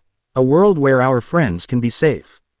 Akame, to everyone's surprise, spoke. Her voice was soft, barely louder than the wind. This place, it's the first home I've had that wasn't a barracks or a battlefield. A comfortable silence fell between them, a bond forged not in words, but in shared hardship and a common purpose. It was a fragile thing, this peace, but it was theirs. And they would fight to the death to protect it. The peace was broken the next morning. Naruto was deep in the library. A particularly ancient and damaged scroll spread before him. It was a personal journal, written by an Uzumaki matriarch from before the founding of the hidden villages. As he carefully channeled his chakra into the brittle parchment, restoring the faded ink, the words that appeared made his blood run cold. It spoke of a time when the world was young, of a sky that wept colors, and a cacophony of impossible laws. It described a cyclical cataclysm, a celestial alignment that allowed a being of immense hunger to tear the seams of reality and feast upon the ensuing chaos. The matriarch called it Makaroku, the weaver of ruin, a being that did not conquer worlds, but consumed the very despair of their collapse. The scroll ended with a chilling prophecy, that the weaver would one day return. And that only the eye of Samsara, the Rinnegan, could perceive the true nature of its web. At that exact moment, the library doors swung open. Akame stood there, her usual stoicism replaced by a sense of urgency. In her hands, she held a stone tablet, its surface covered in archaic characters. "I found this in a ruin deep in the Empire's former territory," she said, her voice tight. "It was buried under the throne room of the first emperor. It's a warning." Naruto looked at the tablet. He couldn't read the script, but he could feel the faint, cold aura clinging to it. Akame ran a gloved finger over a key glyph.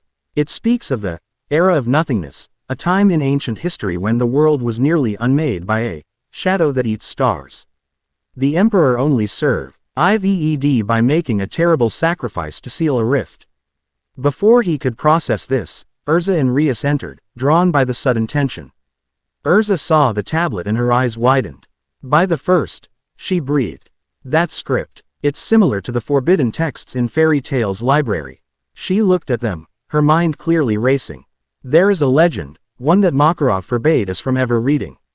It speaks of the Great Void, a primordial entity that consumed worlds of magic, leaving nothing behind." Rias's face was pale. "In the underworld, there are censored archives that speak of the primordial silence. An entity that existed before my father, before the original Lucifer. A force of pure, sentient entropy that the first devils sealed away at the dawn of our creation. It was considered a myth, a children's scary story." Naruto looked from the scroll, to the tablet, to the faces of his comrades. Makoroku, the era of nothingness, the great void, the primordial silence. 4 different worlds, 4 different cultures, all with a name for the same ancient, world-eating terror. "Malachor, this wasn't an accident," Naruto said, his voice grim. "The convergence, it was an attack. We're not stranded in a new world. We're trapped in a feeding ground." His sage mode, combined with the all-seeing perception of the Rinnegan, allowed him to feel the wrongness of the world. It was a subtle dissonance, a place where the fundamental energies of their realities clashed. He followed this feeling, leading the 3 women with him on a 2-day journey to a place that felt like a festering wound on the face of the planet. They found it in a deep, shadowed valley. A forest where the laws of nature had died screaming. Trees made of black, weeping crystal grew twisted around pulsating columns of raw, fleshy demonic tissue.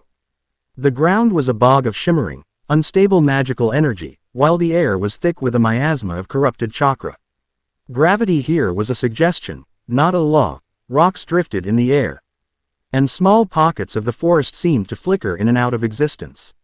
"This place is an abomination," Erza said, her hand on her sword, her face a mask of disgust. "It feels like the very essence of chaos," Rias agreed. A ball of her power of destruction hovering in her palm, instinctively warding off the oppressive atmosphere. They were immediately set upon by the forest's denizens. Creatures that defied classification. A wolf with wings of solidified shadow that spat corrosive magic, a golem of stone and demon flesh that could absorb chakra, a swarm of insects that seemed to phase through solid matter. The battle was a testament to their synergy. Erza re-equipped into her adamantine armor, becoming their immovable shield, her massive blades clearing a path. Rias unleashed targeted blasts of destruction, erasing the most powerful of the creatures from existence. Akame was a red-eyed blur, her blade finding the weak points of the amalgamated horrors with lethal precision. And Naruto was their anchor, his truth-seeking orbs forming an impassable defense while his recentricans and gravity manipulation tore the enemy formations apart. They moved as one, a 4-headed engine of destruction. Perfectly in sync, they pushed through the chaos, drawn to the heart of the valley. There, in a clearing where the very air shimmered and warped, was a tear in reality. It looked like a vertical wound in space, shimmering with the light of 1,000 dying stars. And standing before it, as if on guard, was a man. He wore magnificent silver armor, intricately carved and noble in its design, though it was tarnished and seemed to weep a thin, black smoke. He was tall and regal, with a knight's posture, but his face was a portrait of infinite sadness. His eyes, a piercing silver, held the despair of a dead galaxy. His energy signature was a horrific fusion of chakra, magic, and demonic power, all of it held together and corrupted by a fifth, terrifying energy, a cold, empty nothingness that seemed to drink the very light around it. He did not raise a weapon. He simply watched them approach, his sorrowful gaze passing over each of them. So, he spoke, his voice a chorus of a billion dying whispers. Yet clear as a funeral bell. The anomaly has arrived. The sage with the eyes of God. The fallen princess. The crimson knight. The shadow with a cursed heart. The weaver of ruin has been expecting you. Who are you? Naruto demanded, taking a step forward, his 9 orbs shifting into a protective shield before him. The knight offered a sad, skeletal smile. I have no name. I am but a herald. A memory given form and purpose. He gestured to the shimmering rift behind him. I am the guardian of this nexus. And I am here to test your despair. The fight began without another word. The herald moved with a speed that shocked them, his tarnished silver blade clashing against Erza's. The force of the blow sent her skidding back, her eyes wide. He was strong, incredibly strong, but his true assault was not physical. As he fought, his voice echoed not in their ears, but directly in their minds, a chilling whisper that carried the weight of absolute truth. To Erza, he showed a vision of a future fury, peaceful and rebuilt. But as she watched, a corrupted Jelil appeared, his body twisted by demonic power, laying waste to the magic council. The herald's voice whispered, you cannot save him. Your love is his doom. All your strength has ever done is bring pain to the men you care for. To Rias, he showed the Grimoire crest, shattered and burning. He showed her Akano, Kiba, and Kaneko, falling one by one, not to a stray devil, but to a host of angels, their holy power amplified 1,000 times by the sage's own natural energy. Your alliance with the light will be the death of your people. Your pride has doomed them all, little princess. To Akame, he did not show visions. He manifested specters from the air, perfect replicas of Tatsumi, Shiel, and Lubbock. They didn't attack her. They stood before her, their faces etched with sorrow. Why? The ghost of Tatsumi asked, his voice breaking her heart anew. Why do you get a home, Akame? Why do you get a second chance? Was our death not enough for you? And to Naruto, the herald showed the most painful image of all. He showed him the village, his village, Konoha, safe and sound. But then he showed him Sasuke, standing on the Hokage monument, his Rinnegan a mirror image of Naruto's. But Sasuke's eye was corrupted, bleeding black energy. He raised a hand, and the village below was simply erased. You chase a ghost, child of prophecy, the herald whispered, his voice dripping with pity. While you build your little kingdom here, your other half embraces the chaos you fight. You will save these few strangers. But you will lose your brother. You are always, always too late. The assault was devastating. Erza's strikes became hesitant. Rias's destructive power flickered. Akame froze, her blade trembling as she stared at the faces of her dead friends. Naruto stumbled back, the image of a corrupted Sasuke shaking him to his very core. No, Naruto roared, the sound a mixture of fury and agony. His chakra exploded outwards, a golden tidal wave of power that blasted the illusions to shreds. The sage's cloak flared, his will a burning sun against the herald's cold despair. My past is mine, my friends are mine, their lives and their deaths are not your weapons to wield. He slammed his hand on the ground, and a wood clone erupted beside each of his companions, physically shielding them. He pushed his own thoughts, his own unwavering belief in them, into their minds through the Rinnegan's shared perception. Rias, your pride isn't a weakness, it's the shield that protects your family. Erza, your strength doesn't hurt people, it gives them hope. Akame, you live because they wanted you to live. That is how you honor them. They felt his conviction, his absolute refusal to surrender to despair. They saw his own pain, the ghosts he carried, and they saw him stand tall in spite of it. And in that shared moment, their own strength returned, reforged in the fires of his will. Rias screamed, a wave of pure, unadulterated power of destruction surging forward. Erza re-equipped into her Nakagami armor, a blade that could cut through space itself in her hands. Akame, tears stream, ing down her face, but her eyes, now burning with resolve, vanished, reappearing behind the herald. Murasama aimed for his heart. But Naruto was faster. Stop, he commanded. As his comrades' attacks converged, he appeared before the herald.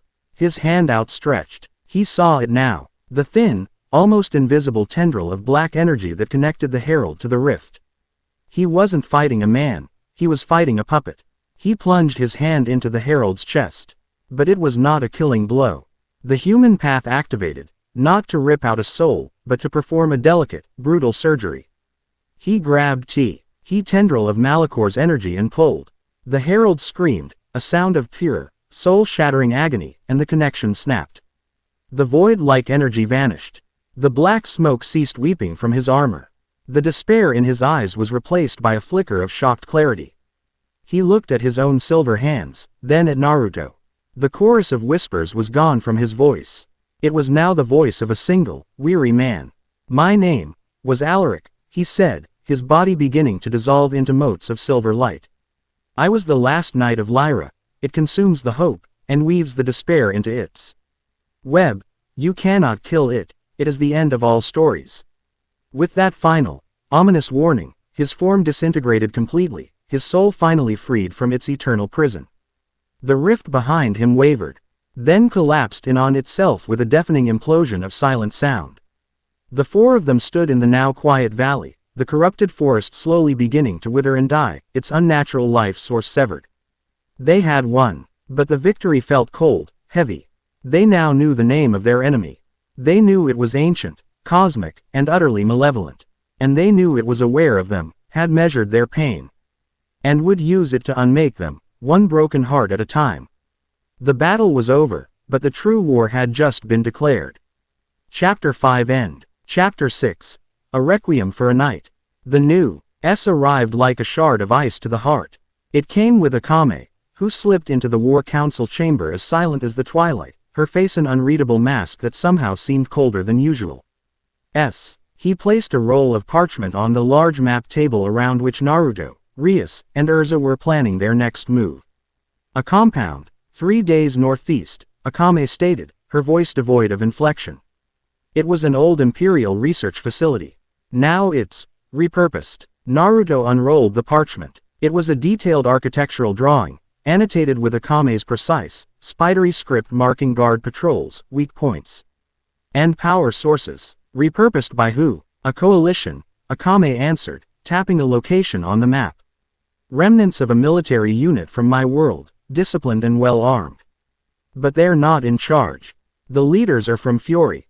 They call themselves the Veritas Council, survivors from something called the Magic Council. Their stated goal is to collect, categorize, and counter all forms of anomalous power in this new world, for the greater good." Erza went still. The name, Magic Council, sent a familiar chill down her spine, a memory of bureaucracy, restriction, and judgment. "Their methods are efficient," Akame continued, her crimson eyes flicking to meet Erza's. "They capture powerful individuals and study them. They are particularly interested in mages from your guild, Erza. They see Fairy Tail's unpredictable power as the single greatest threat to a stable new world order." She paused, letting the weight of her next words settle. "I confirmed the identities of 3 of the prisoners. A boy with pink hair who uses fire. An ice mage who tends to lose his clothes. And a blonde celestial spirit mage. Natsu. Gray. Lucy." The world seemed to fall away from Erza. The sounds of the council room, the rustle of the map, the distant crash of the sea, it all faded into a dull, roaring silence. Her family, her team, captured, caged, being studied like animals. An image flashed in her mind. Unbidden and unwelcome. A dark tower, the cries of her friends, the sting of a lash on her back. A cold, suffocating dread clawed its way up her throat. Her armored hand clenched into a fist on the table, the wood groaning in protest. "Where?" Her voice was a low, dangerous growl, tight with a rage that was almost suffocating. "Erza," Rias began, her tone cautious, but Erza didn't hear her. "We're going now." She turned, her crimson hair fanning out like a battle standard. Her intent was clear. She was going to march on that fortress and tear it down to its foundations with her bare hands. "Hold on." Naruto's voice cut through her red haze of fury. It wasn't a command, but a steady anchor in the storm. He stepped in front of her, blocking her path to the door. He didn't try to restrain her physically, but his presence was an unbreachable wall. His blue eyes weren't pitying or condescending. They were calm, focused, and reflected a complete understanding of the inferno blazing within her. "Get out of my way, Naruto," she said, her voice trembling with suppressed violence. "No," he said simply. "You're not thinking clearly. You go in like that, you'll get yourself and your friends killed." "They are my family," she roared, the sound echoing through the chamber. "I will not let them be caged." "I know," he said, his voice never rising. He let her rage wash over him, absorb into him, until its raw edges began to soften. "And that's why we're going to get them back. But we're going to do it your way. The smart way. You're the best strategist I know, Erza. So, tell me the plan." His words pierced her anger. He wasn't telling her to calm down. He wasn't taking over. He was deferring to her. He was putting the lives of her family, the success of the mission, in her hands. Expressing an absolute, unwavering faith in her abilities even when she was at her most volatile. It was a gesture of trust so profound it momentarily stunned her. She took a deep, shuddering breath. The red haze in her vision clearing. He was right. Rushing in was Natsu's style, not hers. She was Titania. She was a leader. She forced her emotions down, locking them away behind her iron will. She turned back to the map, her eyes now sharp and analytical. Akame is right. The place is a fortress. A frontal assault would be costly and might give them time to harm the prisoners. It has to be an infiltration. A small team to get in, disable the power suppressors in the holding cells, and extract the targets. Rias, your peerage will create a diversion, a large, flashy attack on the western wall. Make them think it's the main assault. Draw their attention. Rias nodded, a look of respect in her eyes. Consider it done. Erza's finger traced a path on the schematic. The eastern side is a sheer cliff face, noted as a blind spot in their patrol routes. That's our way in. The infiltration team will be small, fast, and quiet. Her eyes met Akame's, then Naruto's. Just the three of us. The cliff face was a sheer, jagged thing, slick with sea spray and shrouded in a thick, unnatural fog. To a normal person, it would have been an impossible climb. For them, it was merely an inconvenience. Akame flowed up the rock face like a spider, her movements silent and economical. Erza, using chakra-infused climbing gear Naruto had fashioned from sealing scrolls, ascended with disciplined efficiency. Naruto himself simply walked up the vertical surface, the power of the Rinnegan holding him fast to the stone. At the top, they slipped over the parapet into the shadows of the compound. It was a grim, sterile place of gray metal and humming power conduits. Guards in the stark white and black uniforms of the Veritas Council patrolled with machine-like precision. Link established. Naruto's voice echoed in their minds, a benefit of the Rinnegan's shared perception. "I see what you see. No need to speak." They moved as a single entity, a three-person ghost. A patrol rounded a corner. And Akame melted from the shadows, two precise strikes to the neck rendering both guards unconscious before they could even register her presence. They came to a pressure-plated corridor, and Erza, her eyes scanning the floor, identified the pattern in a heartbeat, guiding them through the sequence with silent hand signals. A security checkpoint blocked their path, a solid steel door guarded by mages trained to sense magical auras. My turn, Naruto thought. He focused on the internal mechanisms of the door, his gaze seeing through the steel. With a subtle application of the Diva Path's gravitational force, he made the tumblers in the lock click open. The door slid open with a soft hiss. The guards turned, confused, only to be met with a silent, invisible force that gently pushed on their minds. A low-level application of the human path. Their eyes glazed over as Naruto implanted a simple thought: minor malfunction. Report it in the morning. They turned back to their posts. The three intruders slipping past them completely unnoticed. They navigated the labyrinthine corridors of the facility, a perfectly coordinated unit. They were a symphony of stealth, and Naruto was their conductor. They finally reached the detention block, a cold, sterile section of the compound that smelled of antiseptic and despair. At the end of a long corridor, behind a shimmering barrier of anti-magic energy, were the cells. And there they were, Natsu, Gray, and Lucy. They were chained to the back wall of a cell, their wrists and ankles locked in thick, glowing shackles that were clearly designed to suppress their power. They looked drained, exhausted, but otherwise unharmed. A fierce, protective relief washed over Erza. Guarding the cell, however, was a single figure. A woman with cat-like ears and a familiar, playful demeanor, dressed in the Veritas Council's uniform. Miliana. Erza's heart stopped. It was her, one of her oldest friends, a fellow survivor of the Tower of Heaven. But she wasn't a prisoner. She was a guard. Stay back, Erza projected to Naruto and Akame, her thoughts a jumble of shock and confusion. She stepped out of the shadows. Miliana. The cat girl turned, her eyes widening in surprise, which quickly hardened into a look of grim resolve. Erza, I had a feeling you would come. What is the meaning of this? Erza demanded, gesturing to her captive guildmates. Why are you a part of this? They took you, didn't they? Miliana shook her head, a sad smile on her face. No, Chan, I joined them willingly. She gestured around the sterile, ordered facility. Don't you see? This is the answer. This is how we stop things like the Tower of Heaven from ever happening again. By caging our friends. By treating magic like a disease. I see is a disease when it's left unchecked. Miliana's voice rose, her playful demeanor gone, replaced by a zealot's fire. Fairy tale. With its chaos and its destruction and its refusal to follow any rules, it's a danger. In a world this broken, we can't afford that kind of freedom. Commander Strass, he understands. He believes in order, preemptive order. We study the powerful, we learn to control them. So no one can ever use that power to hurt people again. Erza stared at her friend, her heart breaking. The trauma of their past had twisted Miliana, turned her fear into a desperate need for control. She saw a cage and called it safety. The Miliana I knew loved freedom more than anything, Erza said, her voice soft with sorrow. She would never stand for this. The Miliana you knew was a child who didn't understand how the world works. She retorted, I'm not going to let you ruin this, Erza. I won't let you unleash more chaos on the world. Magic flared around her, ropes of glowing energy, her signature binding tubes, shot from her hands, not with their usual playful intent, but with speed and lethal precision. Erza requipped in a flash, her adamantine shield deflecting the attack. Naruto, Akame, get them out of here. Erza commanded through their mental link.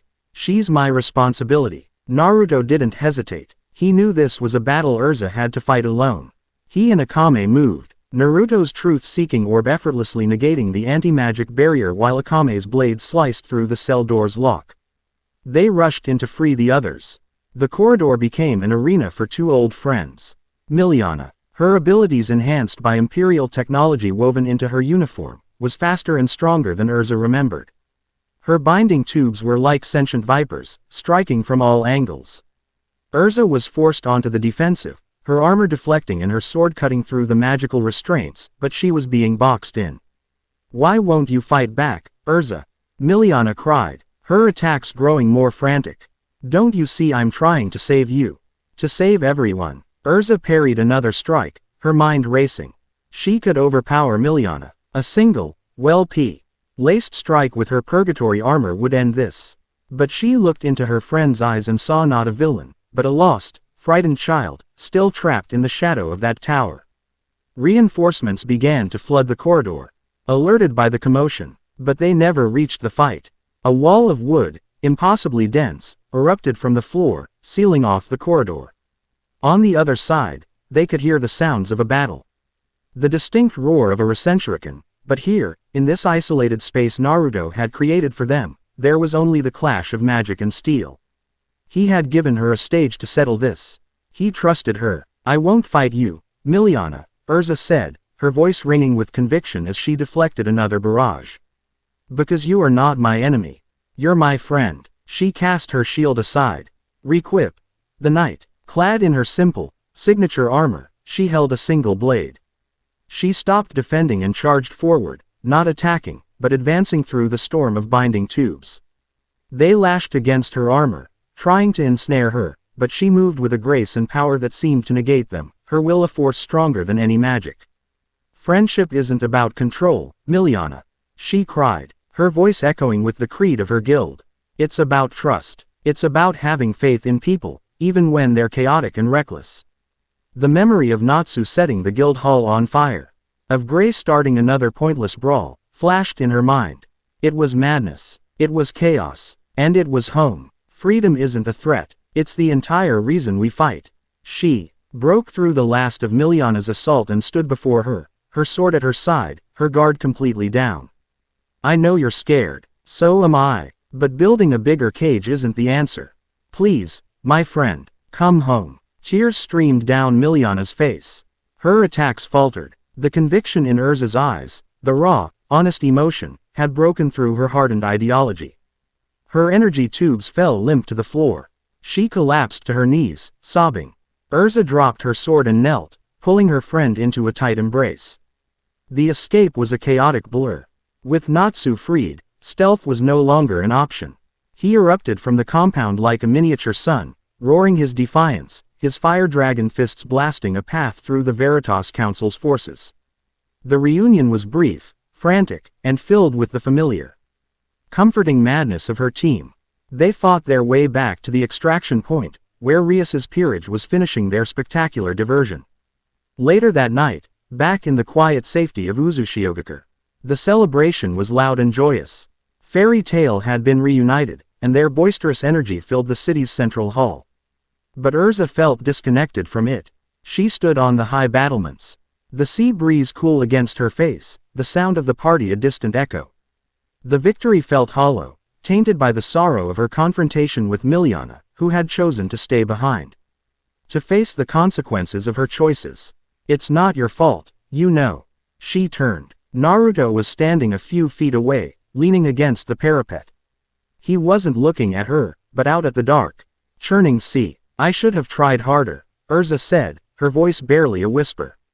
She was my friend. I left her in that tower, and when I finally found her again, I let her walk down the wrong path. Now, this. You can't force someone to see the right path, Naruto said, his voice quiet. Believe me, I've tried. The unspoken name, Sasuke, hung in the air between them. All you can do is show them your own, and hope that one day, they find their way back to it. She looked at him, truly looked at him, and saw past the sage, past the wielder of the Rinnegan. She saw a boy who carried the weight of 1,000 failures on his shoulders, a pain that mirrored her own. A deep, aching loneliness that no amount of power could ever heal. For the first time since she was a child in a cage, Erza Scarlet let her armor crack. Tears she didn't know she had been holding back began to trace paths down her cheeks. I'm so afraid, she confessed, the words feeling alien and raw. I've already lost one family. I built another. Now this world is trying to take them from me, too. Every day is a fight, and I'm tired of fighting. Naruto didn't offer empty reassurances. He didn't tell her to be strong. He just listened. He turned to face her, and his blue eyes held a depth of empathy that was more comforting than any words could ever be. He understood the crushing responsibility, the fear of loss, the weariness of a war that never seemed to end. He reached out, not with a grand gesture, but with a simple, quiet one. He gently took her gauntleted hand, his warm fingers wrapping around the cold steel. It wasn't a romantic advance, it was a connection. A quiet acknowledgement of their shared burden. You're not fighting alone anymore, Erza, he said softly. She looked down at their joined hands, then back up at his face, illuminated by the light of the two moons. In that moment, the wall she had so carefully constructed around her heart crumbled. He saw her, not as Titania, the S-class mage, the unbreakable knight, but as Erza. Just Erza, and he wasn't turning away. She squeezed his hand, a silent thank you. The war was far from over. The whispers of ruin were still on the wind. But as she stood there, his steady presence a shield against the darkness, she felt a flicker of something she hadn't felt in a long, long time. Hope. Chapter 6 End. Chapter 7. The Price of a Name. The summons came not as a letter, but as a wound in the fabric of reality. A perfect, crimson circle, the sigil of the House of Grimoire, bloomed in the air of the Uzushiogakure war room. It shimmered with unstable power, flickering like a dying candle in a hurricane, a testament to the sheer difficulty of breaching the dimensional barrier. From its depths, a voice echoed, familiar and laden with a weariness that cut Rias to the bone. It was her father, Zeoticus Grimoire. Rias, if you can hear this, the pillars are trembling. The old houses grow restless in the silence. Hey whisper of weakness, of a Grimoire heir lost in the chaos. Rumors have reached us of your survival, and of a new, formidable power at your side. An alliance has been proposed by Lord Zagan to stabilize the underworld. I have stalled, but I cannot refuse a grand summit indefinitely. You must return, show them your strength, show them that the house of Grimoire has not fallen. You must. The connection shattered, the magic circle imploded, leaving behind the scent of burnt sugar and the oppressive silence of a message cut short. Rias stood frozen, her hand resting on the map table, her knuckles white. The underworld, her home, a place that now felt a lifetime away. For weeks, it had been an abstract concern, a distant problem. Now, its troubles had breached the walls of her sanctuary and laid a heavy, familial obligation at her feet. Lord Zagan, Akame murmured, her usually playful expression replaced by a thoughtful frown. The Archduke of the House of Zagan is a known purist. He believes the strength of Devilkind lies in the purity of our demonic heritage. He would see this convergence as a plague to be cleansed, not an opportunity to be explored. He's an old, bitter relic, Heba added, his hand resting on his sword's pommel. He sees any alliance with other races, even within the underworld system, as a dilution of power. He would despise the idea of you working with humans, President. Rias knew this. Zagan was a political shark who smelled blood in the water. With her brother Searzex and the other Devil Kings silent, likely trapped or cut off by the convergence, a power vacuum had formed. Zagan was moving to fill it, using tradition and fear as his weapons. And the proposed alliance was a thinly veiled attempt to usurp the Grimoire's influence. I must go, Rias said, her voice firm. But her violet eyes betrayed the conflict within her. Returning meant stepping back into the gilded cage of devil politics, a world of backstabbing, arranged marriages, and suffocating tradition she had fought so hard to escape. We'll go with you, Erza stated immediately. It wasn't a question. She stood with her arms crossed, her armor gleaming in the lamplight. You are one of us. We do not let our comrades face their enemies alone. Akame, leaning against the far wall, gave a single, sharp nod. Her allegiance was unspoken but absolute. Rias looked at them, then at Naruto, who had remained silent. Observing her, his expression calm and steady. She had grown accustomed to his presence, a quiet mountain of strength at her back. But the underworld was different. It was a place of insidious rules and ancient prejudices. You don't understand, Rias said, her voice tight with frustration. You can't just go with me.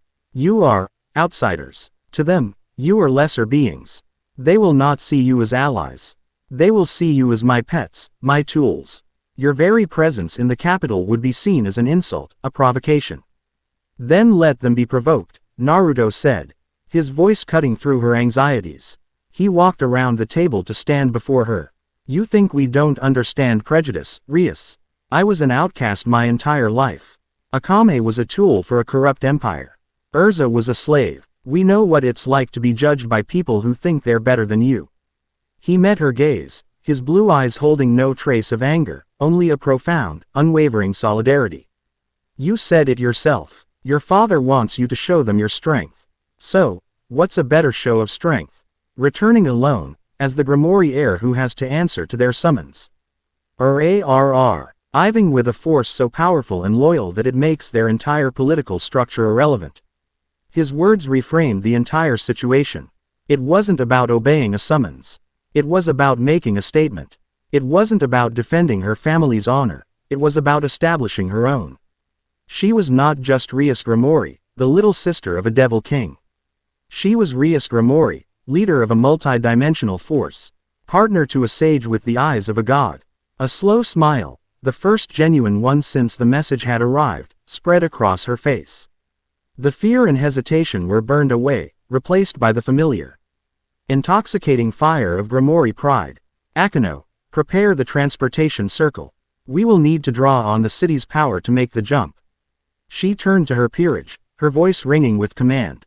Pack for a diplomatic mission. And for a war. Her gaze finally rested on Naruto, Erza, and Akame. As for you three, welcome to the underworld. Try not to break it on the first day.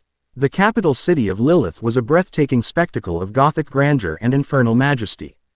Towers of polished obsidian clawed at a perpetually twilight sky, which was illuminated by constellati. Awns of captured souls that burned with a cold, blue light.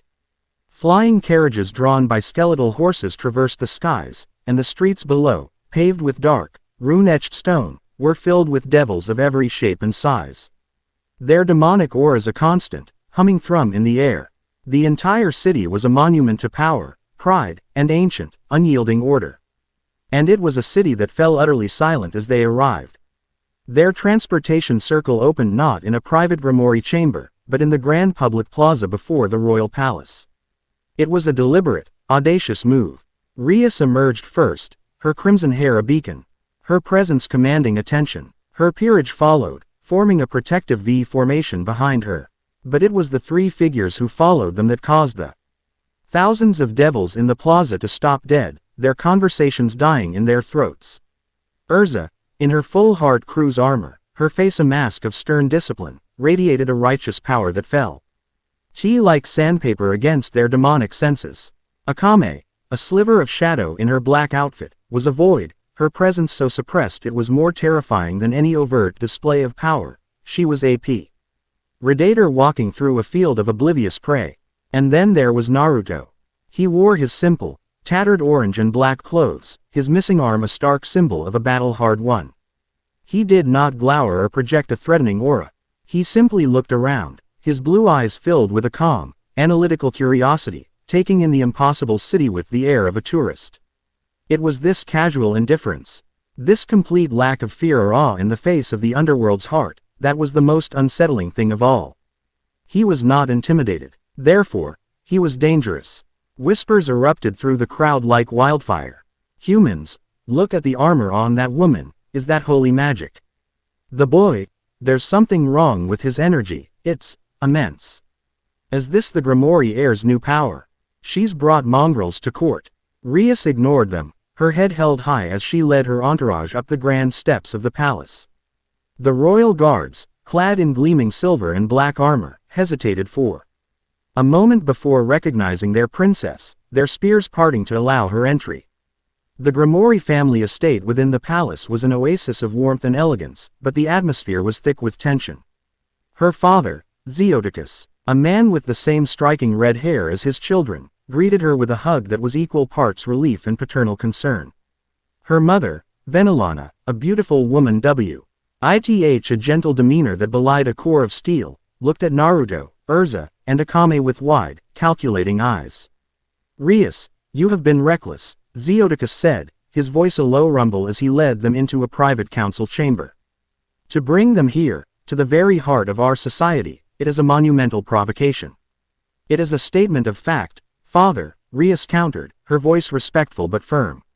This is my strength. We are allies, equals. A new voice, smooth and condescending, entered the conversation. Archduke Zagan stood in the doorway, flanked by his own guards.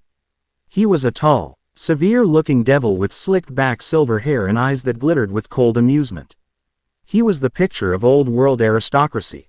My dear Rias, you have always been so dramatic. I see you've collected some fascinating pets.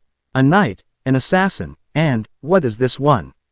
A village boy. He looked Naruto up and down with a dismissive sneer. Naruto simply met his gaze, his expression unchanging, which seemed to irritate the Archduke even more. Lord Zagan, Rias said, her voice dripping with ice. You are not welcome in my family's private chambers. Nonsense. As the proposer of the Unity Summit, I am merely here to welcome you home, Zagan said, stepping into the room. His eyes swept over Naruto's group again. And to express my concern.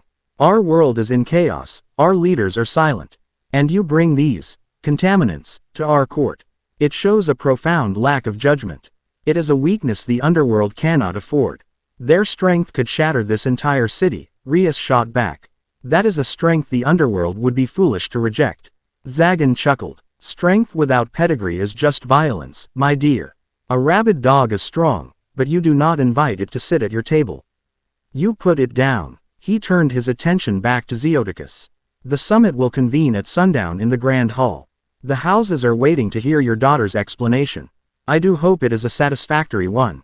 With a final, contemptuous look at Naruto, he swept from the room. The Grand Hall was designed to intimidate. Its ceiling was a vaulted abyss that seemed to swallow the light. And stained glass windows depicted scenes of great demonic victories over angels and fallen gods. The leaders of the 72 pillars, the great noble houses of the underworld, were gathered. The IR combined demonic auras creating a crushing pressure that would bring a lesser being to their knees. Rias stood in the center of the hall, her peerage behind her like a royal guard. Naruto, Erza, and Akame stood with them. A clear and defiant statement of their place at her side. They endured the stares, the whispers, and the palpable hostility with an unnerving stillness. Archduke Zagan stood before the empty throne of the Lucifer, acting as the summit's master of ceremonies. We are gathered here in this time of unprecedented crisis, he began, his voice booming through the hall. Our kings are silent, our connection to the human world is fractured, and alien powers bleed into our reality. We require stability, we require purity, we require a leader who will defend our heritage, not dilute it with the blood of outsiders. His gaze fixed on Rias. Rias Grimori, you stand accused of betraying your people. You have abandoned your duties, allied yourself with unknown entities, and brought them into this sacred hall. You have flaunted your weakness, your sentimentality, and you have endangered us all. How do you answer? The hall was silent, every eye on Rias. This was it, a political execution. Rias took a breath, her voice ringing out, clear and proud. I have not betrayed my people, Lord Zagan. I have saved them, while you sat here in your palaces, debating tradition, my peer. Age and I were fighting for our survival in a hostile new world. My allies, she gestured to Naruto, Erza, and Akame, are not a weakness. They are the future, a future where strength is measured by deeds, not bloodlines. A murmur went through the assembly. Her defiance was unexpected. Zagan's face twisted into a mask of theatrical pity. So you admit it, you have thrown your lot in with these mongrels. He raised his hands. I had hoped you would see reason, Rias. But your corruption runs too deep. I had hoped for a peaceful transition of power, but you force my hand. He smiled, a chilling, triumphant expression. You see, I too have found a new ally in this chaotic world. A power far older and purer than any of ours. A power that understands the need for order. A power that has promised to help me cleanse the underworld of its impurities. The grand doors of the hall burst open. But it was not palace guards who entered. It was a legion. Dozens of figures in the black, form-fitting eye forms and strange white masks of the Empire's elite assassins flooded the room, their blades drawn. Mingled with them were devils, their eyes glowing with a sickly, void-like energy, their bodies twisted with corrupted enhancements. Assassins from Akame's world, Erza breathed, drawing her sword. But the true betrayal came from within. Several of the noble guards from other houses suddenly turned, their demonic energy flaring with the same corrupted taint, and struck down the loyal Grimori guards beside them. The hall erupted into chaos. A pact with a new power, Naruto said, his eyes narrowing as he felt the familiar empty chill of the energy animating the corrupted devils. The same energy the herald had wielded. Malachor. So, the village boy is not as stupid as he looks. Zagan cackled, his own body beginning to radiate a terrifying black aura. The Weaver of Ruin sees the value in order. It will grant me the power to unite the underworld under one pure, strong banner, my banner. He sprang his trap. From concealed positions around the hall, his forces unleashed a wave of attacks. Rias's peerage immediately formed a defensive circle, Kiba's blades a blur, Akano's lightning arcing through the air. The few loyalist houses scrambled to defend themselves, but they were caught off guard, overwhelmed. The battle for the underworld had begun. Rias unleashed her power of destruction, erasing a squad of assassins trying to flank her father. She had to choose: protect her family and her political allies, or stand with her new comrades. She looked at Naruto, who was effortless L.Y. deflecting energy blasts with a flick of his wrist, his gaze fixed on the empowered Zagan. She looked at Erza, who had re-equipped into her black wing armor and was now a whirlwind of dark steel, single-handedly holding back a dozen of the corrupted devils. She looked at Akame, who had vanished into the chaos, a phantom whose passing was marked only by the sudden, silent collapse of Zagan's lieutenants. She realized her choice had already been made long ago. Her duty was not to a name or a bloodline. It was to the people who stood with her. Akano, Hiba, protect my parents and the loyalists. Rias commanded. The rest of you, with me, we're cutting off the head of the snake. She blasted a path through the melee, creating a clear line to Zagan. The Archduke laughed, his power swelling. Yes, come, Rias, let me show you the true meaning of demonic power. He charged, not at Rias, but at Naruto. He was empowered by Malachor, his speed and strength monstrous. He threw a punch that could have leveled a mountain. Naruto didn't move to block it.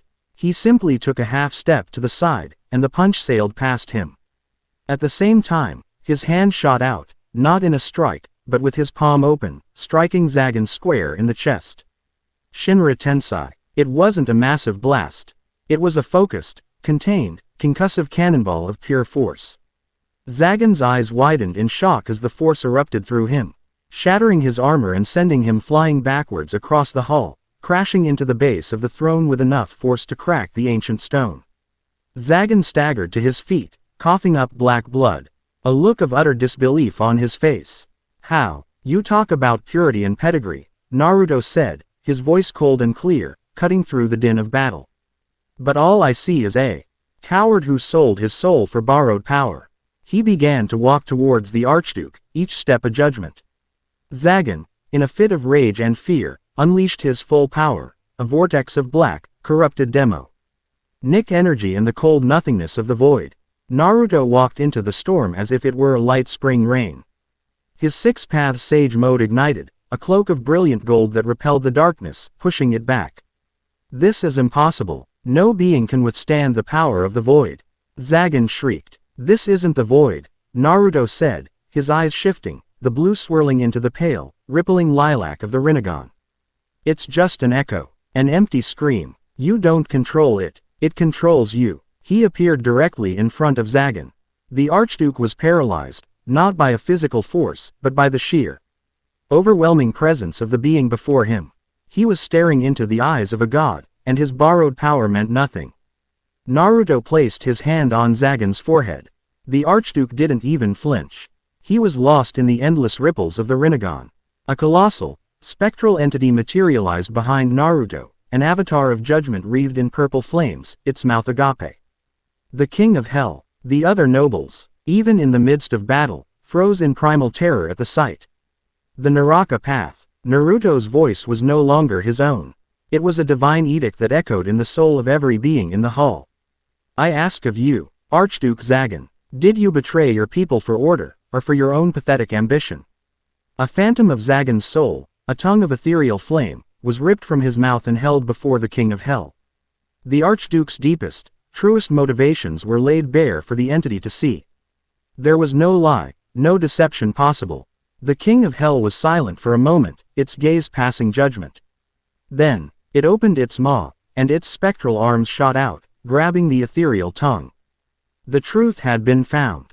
The sentence was passed. Zagan screamed, a sound of pure, soul-shredding agony as his life force, his very essence, was drained from his body, consumed by the king of hell. His body went limp, a hollow shell, and collapsed to the floor. The corrupting energy of Malachor, its host body dead, dissipated with a final, hateful hiss.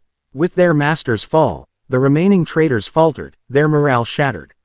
The battle was over. Silence fell upon the ruined hall.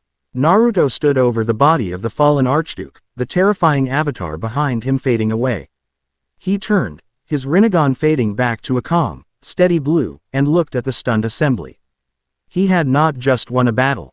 He had passed a divine judgment in the heart of their most sacred hall, wielding a power beyond their comprehension. Rias walked to his side, ignoring the looks of fear and awe from her fellow devils. She looked at her father, at the surviving nobles, and then at the man who had just saved them all. She made her choice. Lord Zagan spoke of a new order for the underworld, she declared, her voice ringing with a strength she had never known she possessed. He was right about one thing. The old ways are finished. She turned to face Naruto, and in a gesture that shattered 1,000 years of tradition, she gave a slight, respectful bow. The House of Gremory does not stand alone. We stand with him. Naruto Uzumaki is not my servant, nor is he merely my ally. She looked out at the assembly, her gaze defiant. He is my partner. An attack on him is an attack on us. His home is our home. This is the new order. Adapt to it, or be left behind. Her declaration hung in the air, more powerful than any law ever passed. The price of her name had been her freedom. But now, she had reclaimed it, and with it, had forever altered the destiny of her world. Chapter 7 End. Chapter 8. The Ghost in the Heart. The victory in the underworld left a strange, bitter aftertaste. While Rias and her peerage were deluged with missives from newly emboldened Gremory allies and terrified rivals scrambling to pledge fealty, the core group felt a new kind of weariness. They had faced down a political coup, but it had been orchestrated by a cosmic horror they still couldn't comprehend. They had cut off one of Malicor's tendrils, but the beast itself remained hidden in the void, watching. For Akame, the return to Uzushiogakure brought no relief, while the others found solace. In strategy meetings or the boisterous company of the fairy tale mages, she found only the familiar comfort of the shadows. She moved through the city she now called home like a ghost, her presence a fleeting whisper on the high walls and in the silent training grounds after midnight. She watched the refugee children laugh and play, their innocence a stark, painful contrast to her own stolen childhood. She felt a part of this place, yet forever separate from it, a weapon trying to remember how to be anything else. Her self-imposed solitude was driven by more than habit. It was driven by a hunt. Ever since their encounter with the Herald, she had become sensitive to the cold, empty signature of Malicor's influence.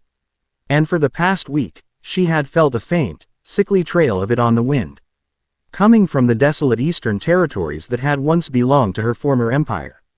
It was a trail of corruption, marked by wildlife twisted into grotesque, aggressive mockeries of their natural forms. She presented her findings in the war room, her maps spread across the central table. They were marked with her usual, unnerving precision, detailing the epicenters of the corruption. They all led to a single point, a black, jagged mountain range known on imperial charts as the Dragon's Teeth. The corruption is targeted, not random, she explained, her voice a low monotone that belied the seriousness of her discovery. It's flowing from a central source, like poison from a wound. She tapped a point at the heart of the mountain range. Here, according to old imperial records, this is the location of a black site facility known as the Grave of Arms. Rias's brow furrowed. A weapons depot. Worse, Akame said, her hand unconsciously drifting to the hilt of Murasama. A flick. Awe of something dark and cold passed through her eyes, a memory she had long since buried. It was the Empire's primary research and development facility for creating artificial taigu. They believed that the original Imperial arms were too rare, too unpredictable. So, they tried to manufacture their own. Erza looked at the map, her expression grim. Let me guess. The experiments didn't go well. They were abominations, Akame stated. Her voice flat. Failures that twisted the user's body and soul. The project was eventually shut down, deemed too dangerous even for the Empire. The facility was sealed. She finally looked up, her red eyes locking onto Naruto's. The energy signature of Malicor is strongest there. It's not just influencing the facility. It's trying to restart it. Naruto's gaze was steady, perceptive. He saw the slight tremor in her hand, the rigid set of her jaw. This was more than just a mission for her. What aren't you telling us, Akame? Akame took a slow, deliberate breath. The head of the Grave of Arms project was a man named Drive Stylus. He was a bio-alchemy genius and a sadist. He believed that the perfect weapon could only be forged through the perfect catalyst, the breaking of the human soul. He specialized in child experimentation. Her gaze became distant, lost in a past she could never escape. My sister, Kurone, and we were two of his subjects. Before we were transferred to the assassination program. The room fell silent. The air grew thick with the unspoken horror of her words. Rias's hand flew to her mouth, her violet eyes wide with shock and sympathy. Erza's face became a mask of cold fury, her own traumatic past in the Tower of Heaven giving her a chilling understanding of Akame's pain. He used to tell us, Akame continued, her voice a dead, hollow thing. That we were not sisters. We were simply raw materials. Two halves of a single, perfect weapon. And he was very disappointed when the Empire took us away before he could finish his work. Naruto's expression hardened, his usual warmth replaced by an icy resolve. He knew Malachor. He knew how it operated.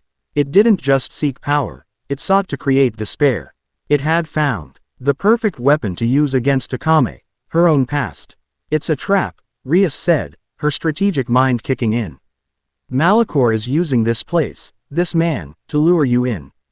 I know, Akame replied. We'll go with you, Erza said immediately, her voice leaving no room for argument. Naruto nodded, pushing himself away from the table. Pack light, we leave in an hour. He looked at Akame, a silent promise passing between them. You will not face this ghost alone. The land around the Dragon's Teeth Mountains was dead. The trees were petrified husks of black, twisted wood, and the ground was a gray, as hen dust that seemed to suck the warmth from the air. The very atmosphere was thick with a palpable aura of misery and failed ambition. The Grave of Arms was built into the heart of the largest mountain. Its entrance a massive set of steel blast doors, now warped and corroded, pulsing with a sickly purple light. The metal itself seemed to have been fused with a grotesque, living biomass, veins of pulsating organic tissue spreading across the steel like a cancer. Subtlety is no longer an option, Erza noted, her hand on her sword. Agreed, Naruto said. He raised his hand, a small, black sphere of condensed gravity forming in his palm. With a flick of his wrist, he sent it flying towards the doors. The resulting Shinra Tensei wasn't a massive blast, but a focused, armor-piercing shell of force that blew the corrupted doors off their hinges and sent them careening down the dark tunnel within. They entered the facility in a diamond formation, their senses on high alert. The inside was a nightmare fusion of cold, sterile technology and throbbing, organic corruption. Wires and conduits snaked alongside pulsating veins, and the sterile white walls were covered in a thin, breathing membrane of black slime. The air hummed with the sound of failing machinery and something that sounded disturbingly like a distant, collective scream. He's perverted the entire facility, Rias murmured, a sphere of her destructive power held ready. This isn't just science or magic, it's a desecration of life itself. Their path was immediately blocked by the facility's guardians. Failed experiments, things that had once been human, now twisted into horrific amalgamations of flesh, steel, and broken taigu, crawled from the walls and vents. They moved with a jerky, unnatural speed, their cries a chorus of agony. The fight was brutal but brief. Erza was a steel whirlwind, her heaven's wheel blades scything through the abominations. Rias's blasts of destruction erased the larger threats from existence. Naruto used his diva path to crush groups of them against the walls and ceiling. But Akame was the true terror in the darkness. She moved through the horde with a cold, detached fury, Murasama a whisper of death. This was a place of pain, and she was its righteous, vengeful end. Each strike was a mercy killing, a release for the tortured souls trapped in these monstrous forms. They pushed deeper, following the flow of corrupt energy to its source, the central experimentation chamber. It was a vast, circular room, a multi-leveled amphitheater of pain.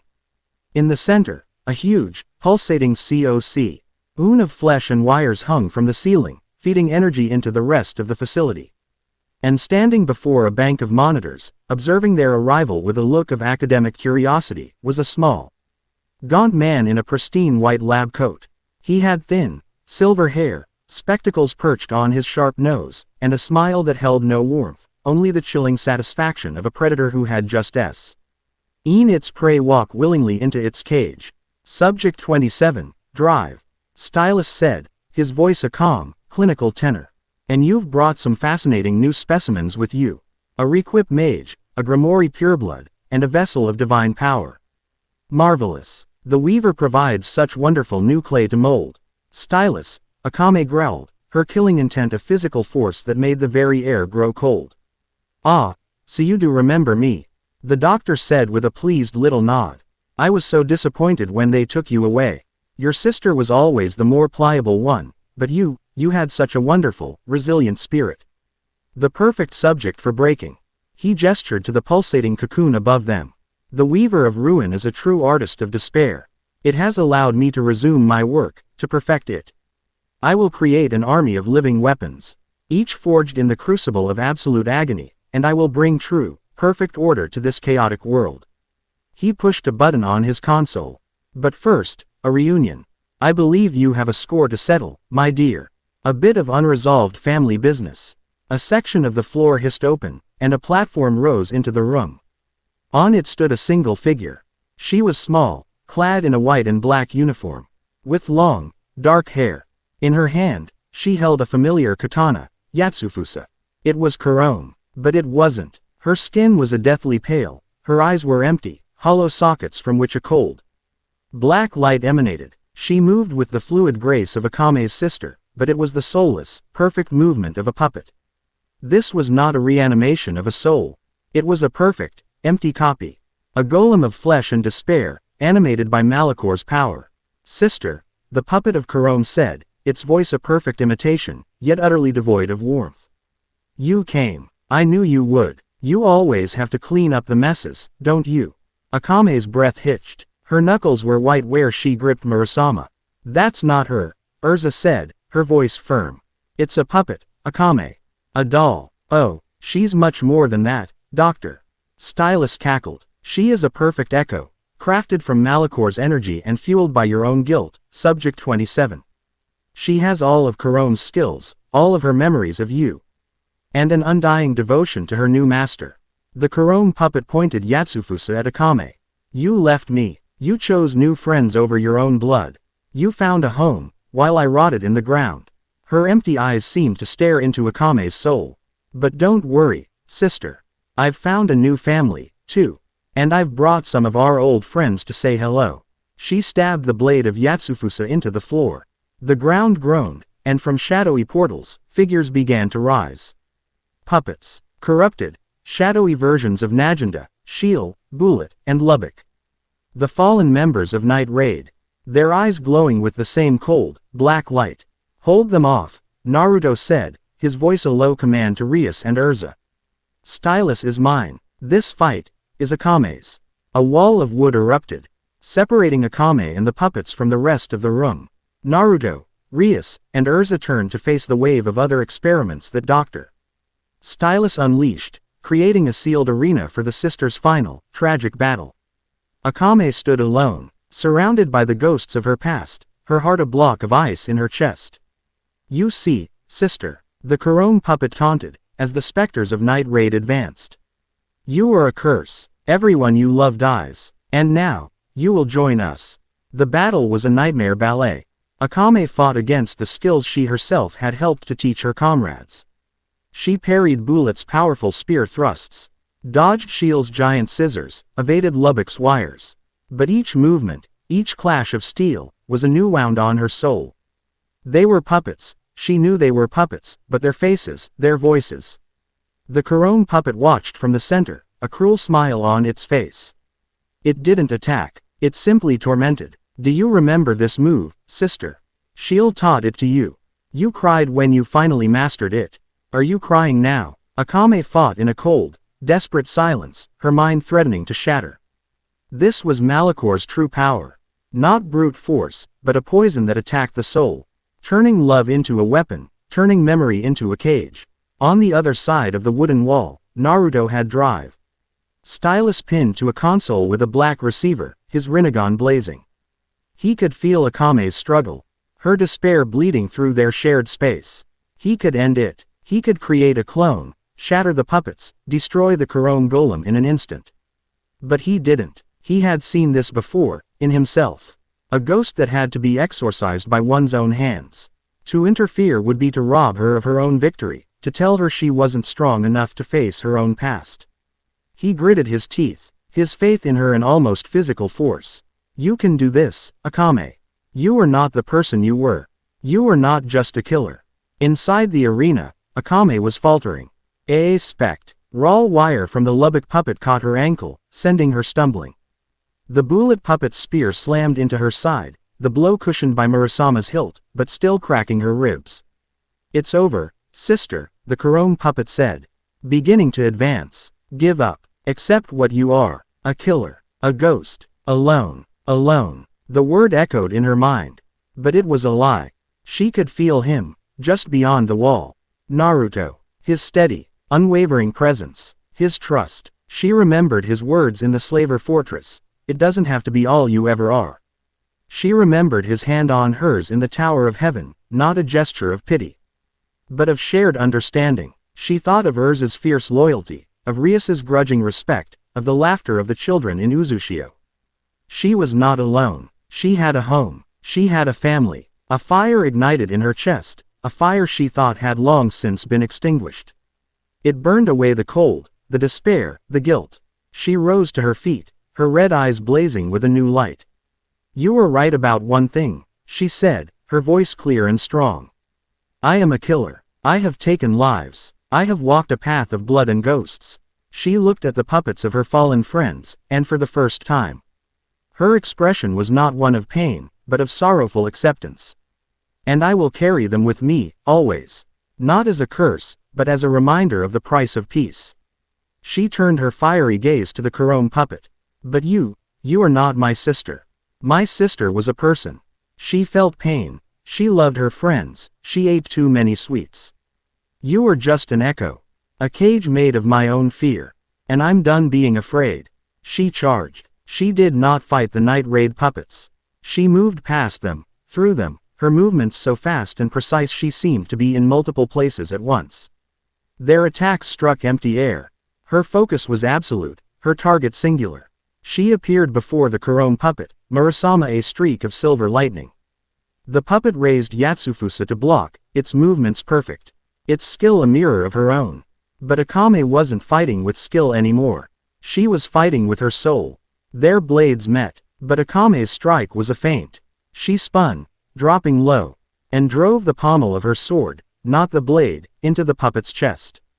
A surge of her own life force, her will, her very identity, poured into the blow. The Chrome puppet froze. The black light in its eyes flickered, faltered. A crack, like splintering glass, appeared on its pale cheek. My sister is dead, Akame whispered, her voice filled with a profound, heartbreaking finality. Let her rest. The puppet shattered. It did not bleed. It crumbled into a million motes of black dust and despair, which dissolved into nothingness. With its fall, the other puppets collapsed, air forms melting back into the shadows. Akame stood in the silent arena, breathing heavily, tears streaming down her face. They were not tears of pain, but of release. Naruto's wooden wall retracted. He released Drive, Stylus, who slumped to the floor, whimpering. Akame walked towards him, her expression a cold, hard mask once more. She raised Murasama. Stylus shrieked in terror. The curse of her blade whispered in her mind, demanding the blood of this man who had caused so much suffering. It would be just. It would be easy. But she didn't strike. She hesitated, her blade hovering over his throat. She looked over at Naruto, who watched her, his expression trusting, leaving the choice entirely to her. With a sharp cry, she flipped the blade and brought the flat of it down on the side of Stylus's head. The crack of the impact echoed in the chamber, and the doctor crumpled, unconscious. He doesn't deserve a quick death from my blade, she said, her voice steady. His punishment will be to live, to face the judgment of the people he's harmed. It was the first time she had ever deliberately chosen justice over assassination. They destroyed the pulsating cocoon, the facility's dark heart, and left the grave of arms to collapse in on itself, burying the abominations and Dr.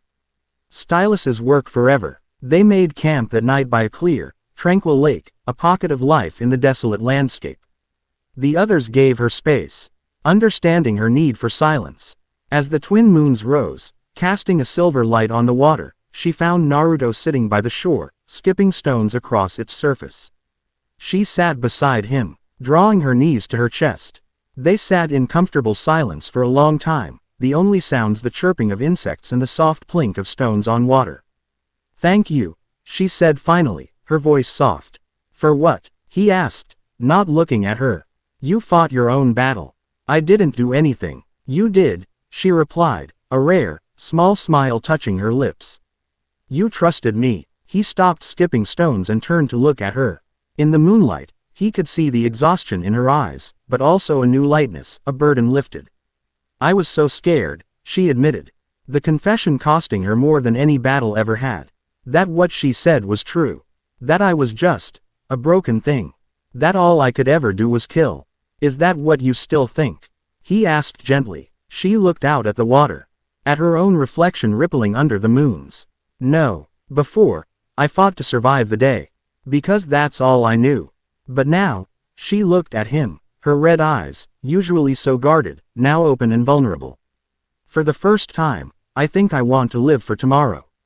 I want to see what it's like.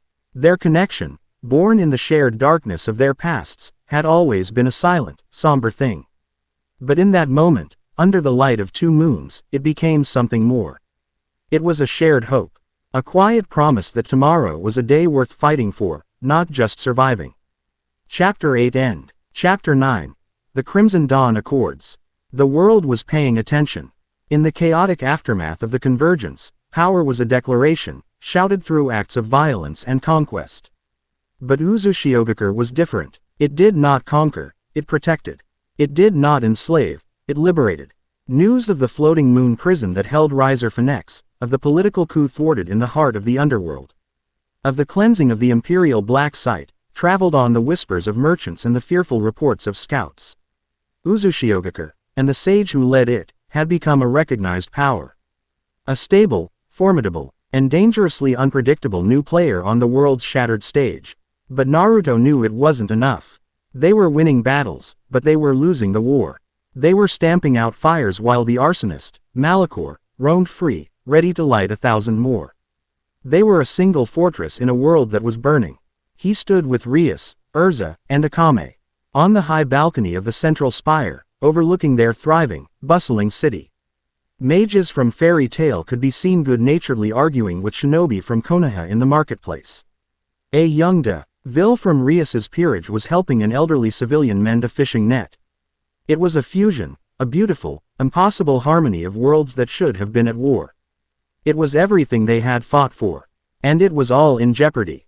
We can't keep fighting like this, Naruto said, his gaze fixed on the horizon. Reacting to every new threat, plugging every new hole in the dam. Malachor is too big, it's playing a long game. And we're just pieces on its board. So what do you propose? Rias asked, her arms crossed. We don't have the forces for a full-scale offensive, and we don't even know where to attack. Then we get more forces. Naruto replied, turning to face them. A new resolve had settled in his eyes, a clarity that had been absent in the weeks of constant fighting. We can't be the world's only protectors. We have to unite it. We need to build an alliance so strong that it can stand against a god. Erza's eyes widened slightly. A grand alliance. Of all the factions, everyone who's left, Naruto confirmed. Shinobi, mages, devils, even the ones from the Empire who are tired of fighting. We'll bring them here. We'll show them what we've built. We'll show them the truth of our enemy. And we will give them a choice. Stand together, or fall apart. It was a breathtakingly audacious plan, an attempt to forge a unified government from the ashes of a dozen broken worlds. It was idealistic, perhaps even naive. It was perfectly Naruto. The invitations were sent via methods as diverse as the factions themselves. Clones carrying scrolls for the shinobi, magical projections for Fairy Tail, and a carefully powered demonic circle for the underworld. For 2 weeks, Uzushiogakure prepared, a nervous, excited energy buzzing through its streets. The first to arrive were the shinobi, a delegation led by a weary but resolute Kakashi Hatake, his silver hair a familiar sight that brought a pang of nostalgia to Naruto. With him were Gaara, the Kazekage, as stoic and steady as ever, and representatives from the other major villages. They arrived quietly, their presence professional and guarded, their eyes taking in the impossible wooden city and the strange mix of people with a mixture of awe and deep suspicion. The next arrival was anything but quiet. The sky split open with a roar of laughter and a wave of joyous, chaotic magic. A massive wooden airship, the Christina, bearing the proud crest of Fairy Tail, descended from the clouds. On its deck stood Makarov Dreyar, the guild's diminutive master, alongside a formidable contingent of his strongest mages, Mirajan Strauss, Laxus Dreyar, Gogil Red Fox, and the rest of Erza's team, now fully recovered. They descended upon the city like a friendly hurricane, their boisterous energy and immediate calls for a celebrado. Rai banquet both endearing and utterly exhausting. Their reunion with Erza was a maelstrom of tears, laughter, and bone-crushing hugs. The Grimoire delegation arrived next, co-hosts rather than guests. Rias's parents, Zeoticus and Venelana, represented the new face of the underworld, their presence lending a heavy weight of political legitimacy to the summit. They were accompanied by a detail of the Grimoire's most elite guards, a silent, powerful statement of their commitment. The final two delegations were the most shocking. A small, battered Imperial cruiser limped into the harbor, flying a banner of truce. From it emerged a small group led by a woman with silver hair and a mechanical arm. Akame, who had been watching the arrivals from a high perch, froze. Najenda. It was a reformist faction from the Empire. The remnants of the Revolutionary Army. Najenda, having survived the fall of her world's government, now led a group of soldiers who sought a new path. Their arrival was met with a thick, suffocating tension. They were the former enemy to many refugees Akame had rescued, and their presence was a bitter pill to swallow. Even more surprising was the small, magically shielded vessel that arrived last. From it stepped a single figure, Miliana. She was not a prisoner, nor was she in her Veritas Council uniform. She came as a petitioner, a representative of the Council's shattered remnants, offering their vast repository of collected knowledge in exchange for amnesty and a place in the new world. Erza met her at the docks, the two sharing a long, silent look filled with 1,000 unspoken words. It was a tentative first step towards healing an old wound. The stage was set. The last remnants of the old world's powers were gathered in the heart of the new. The Grand H. All of Uzushiogakure was a testament to Naruto's vision. It was not a throne room, but a vast, circular chamber, its walls carved from the living wood of the city itself. In the center, a great round table had been grown from the floor, with no head, ensuring all who sat there were equals. The first day of the summit was a disaster. The tensions were immediate and explosive. The shinobi's rigid military discipline clashed with Fairy Tail's anarchic sense of freedom. Makarov's proposal that all decisions be ratified by a drinking contest was met with stony silence from Kakashi. The devil's political maneuvering and talk of contracts and spheres of influence irritated the straightforward shinobi and disgusted the mages. Najenda's reformist Imperials were treated with open hostility, their Uri word viewed as a potential deception. Your guild operates without structure or accountability. A shinobi elder accused Makarov. You are a menace, and you hide in the shadows and call it a strength. Makarov retorted, his voice booming. Family is the only strength that matters, something you shinobi seem to have forgotten. All of this is irrelevant, Venelana Grimoire interjected, her voice a calm, aristocratic chill. What matters are clear, binding agreements. Without a formal contract, any alliance is merely a suggestion. We will not be bound by your devil's tricks. Laxus snarled, sparks of lightning crackling around him. The hall devolved into a cacophony of shouting, accusations, and posturing. Naruto, who had remained silent at the head of the table, finally stood. He didn't shout. He didn't release a wave of power. He simply placed his hand on the table. The great wooden table pulsed with a soft, golden light. A wave of calming, life-giving energy washed through the room. It wasn't a mind-control technique. It was a simple, profound application of Sage Mode's natural energy, a reminder of the living world they were all a part of. The shouting died down, the tension easing as if a fever had broken. Look at us, Naruto said, his voice quiet but carrying to every corner of the room. We are acting like children, arguing over the ashes of our old worlds while the one who set the fire is preparing to burn this one down, too. He activated his Rinnegan. He didn't project memories of violence or battle.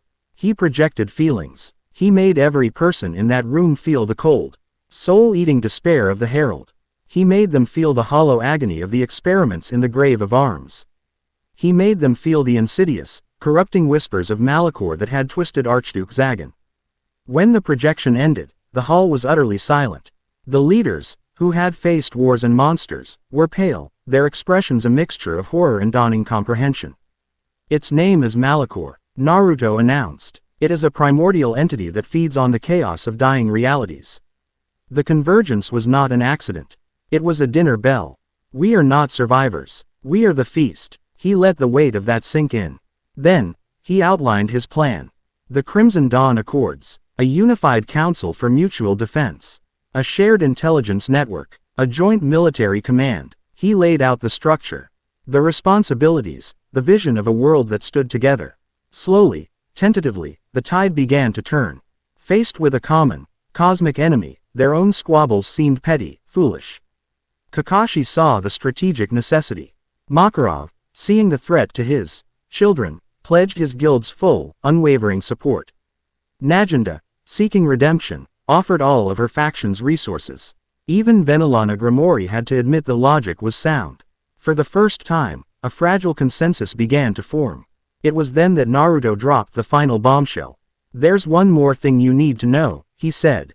His expression grim. He looked at Rias, Erza, and Akame, who knew what was coming, their faces tense. "I've been studying the most ancient Uzumaki Fuinjutsu, texts that predate the Sage of Six Paths. I think I've found a potential solution. A way to stop Malachor for good." He explained his discovery. Malachor was feeding on the friction, the constant, low-level conflict between the fundamental laws of their merged worlds. Chakra, magic, demonic energy, their very existence in the same space was creating a perpetual energy source for the entity. "The scrolls speak of a theoretical ritual," he said, his voice heavy. "A world-severing seal. It would require an immense amount of power, drawn from all of us, from the entire planet. If it works, it could, slowly, unstably, begin to pull our realities apart. It would sever Malachor's connection to us. It would starve it." A wave of shocked murmurs went through the hall. "Separate the worlds. Go home. This is a gift from the sage himself," one of the shinobi elders exclaimed. "A chance to restore our homes." But Makarov Dreyar slammed his small fist on the table, his expression thunderous. "And what is the price of this gift?" he demanded, his eyes boring into Naruto's. "What happens to this world?" Naruto's gaze fell. "The ritual is theoretical. It could fail, and destroy everything. But even if it succeeds, it would unmake the reality we are in now. Every bond we have formed, every friendship," his eyes flicked to Erza, Rias, and Akame. "It would all be undone, as if it never happened. Anyone born here, in this merged world, would simply cease to exist." The hall erupted. It was a choice of unimaginable cruelty. On one side, the chance to save their original worlds, their trillions of lost countrymen. The pasts they had been torn from. On the other, the present. The new family they had forged in fire and chaos. It was a choice between abstract salvation and concrete sacrifice. "We have a duty to the people we lost," Kakashi argued, his voice strained. "We cannot let their existence be erased for our own sakes. Our bonds are not meaningless." Makarov roared back, his magic power flaring. "The family we have built here is real. You would ask us to commit suicide, to erase our own children from existence, for a world that is already gone." The fragile alliance shattered. The room was once again divided.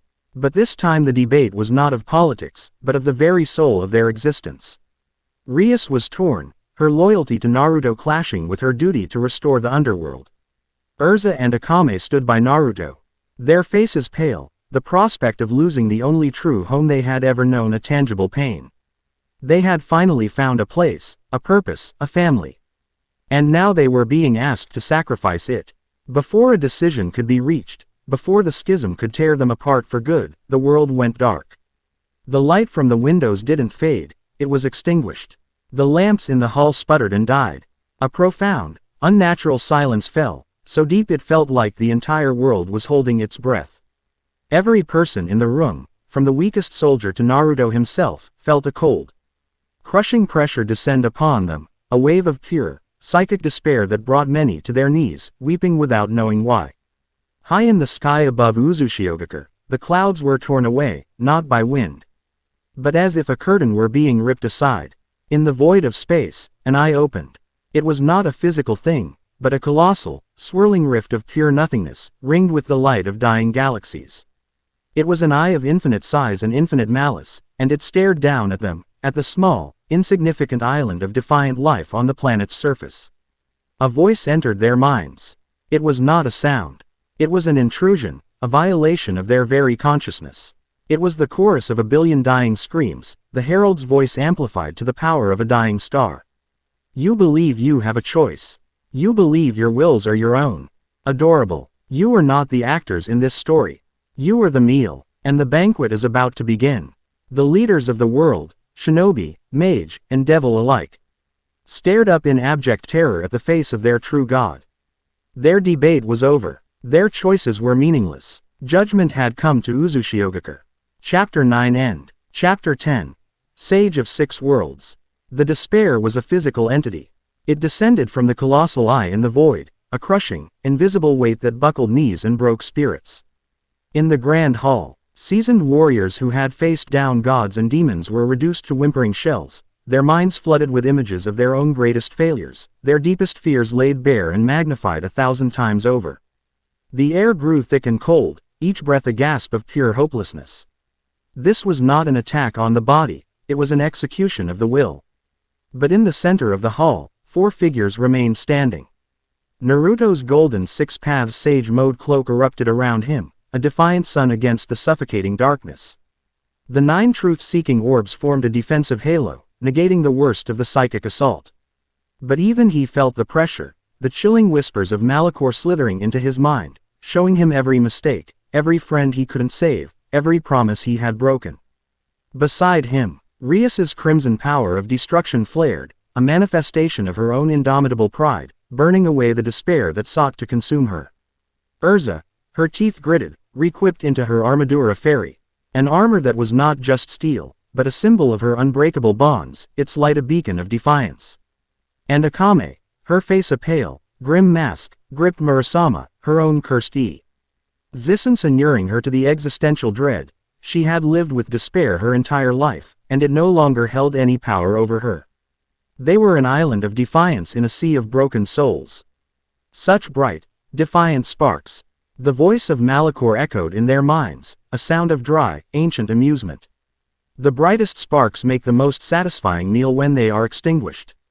From the swirling void of the eye in space, a single black tear began to fall.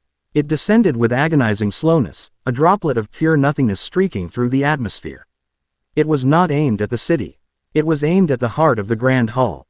It's going to wipe them all out, Rias choked out, seeing the terrified, paralyzed faces of her parents, of Kakashi, of Makarov. One shot. Not on my watch, Naruto growled. His will became a command that shot through the mental link he shared with his companions.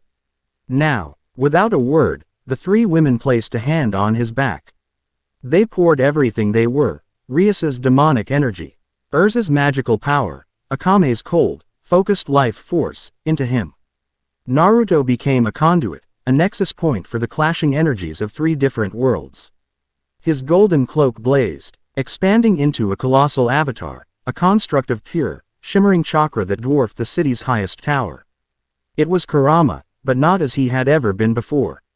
This avatar was armored in plates of condensed magical energy that shifted like Erza's requips, and its claws crackled with the crimson lightning of Rias's destructive power. Its eyes, once slits of red fury, now burned with the calm, lilac light of the Rinnegan. The avatar's massive hand rose, meeting the falling black tear just above the roof of the Grand Hall. There was no sound, no explosion, there was only an utter, absolute negation. The golden chakra and the black nothingness annihilated each other in a sphere of silent, warring energies. The avatar's hand disintegrated, but it had saved them. A fusion, Malik. Or's voice held a flicker of genuine surprise. You use the very friction I feed upon as a weapon against me.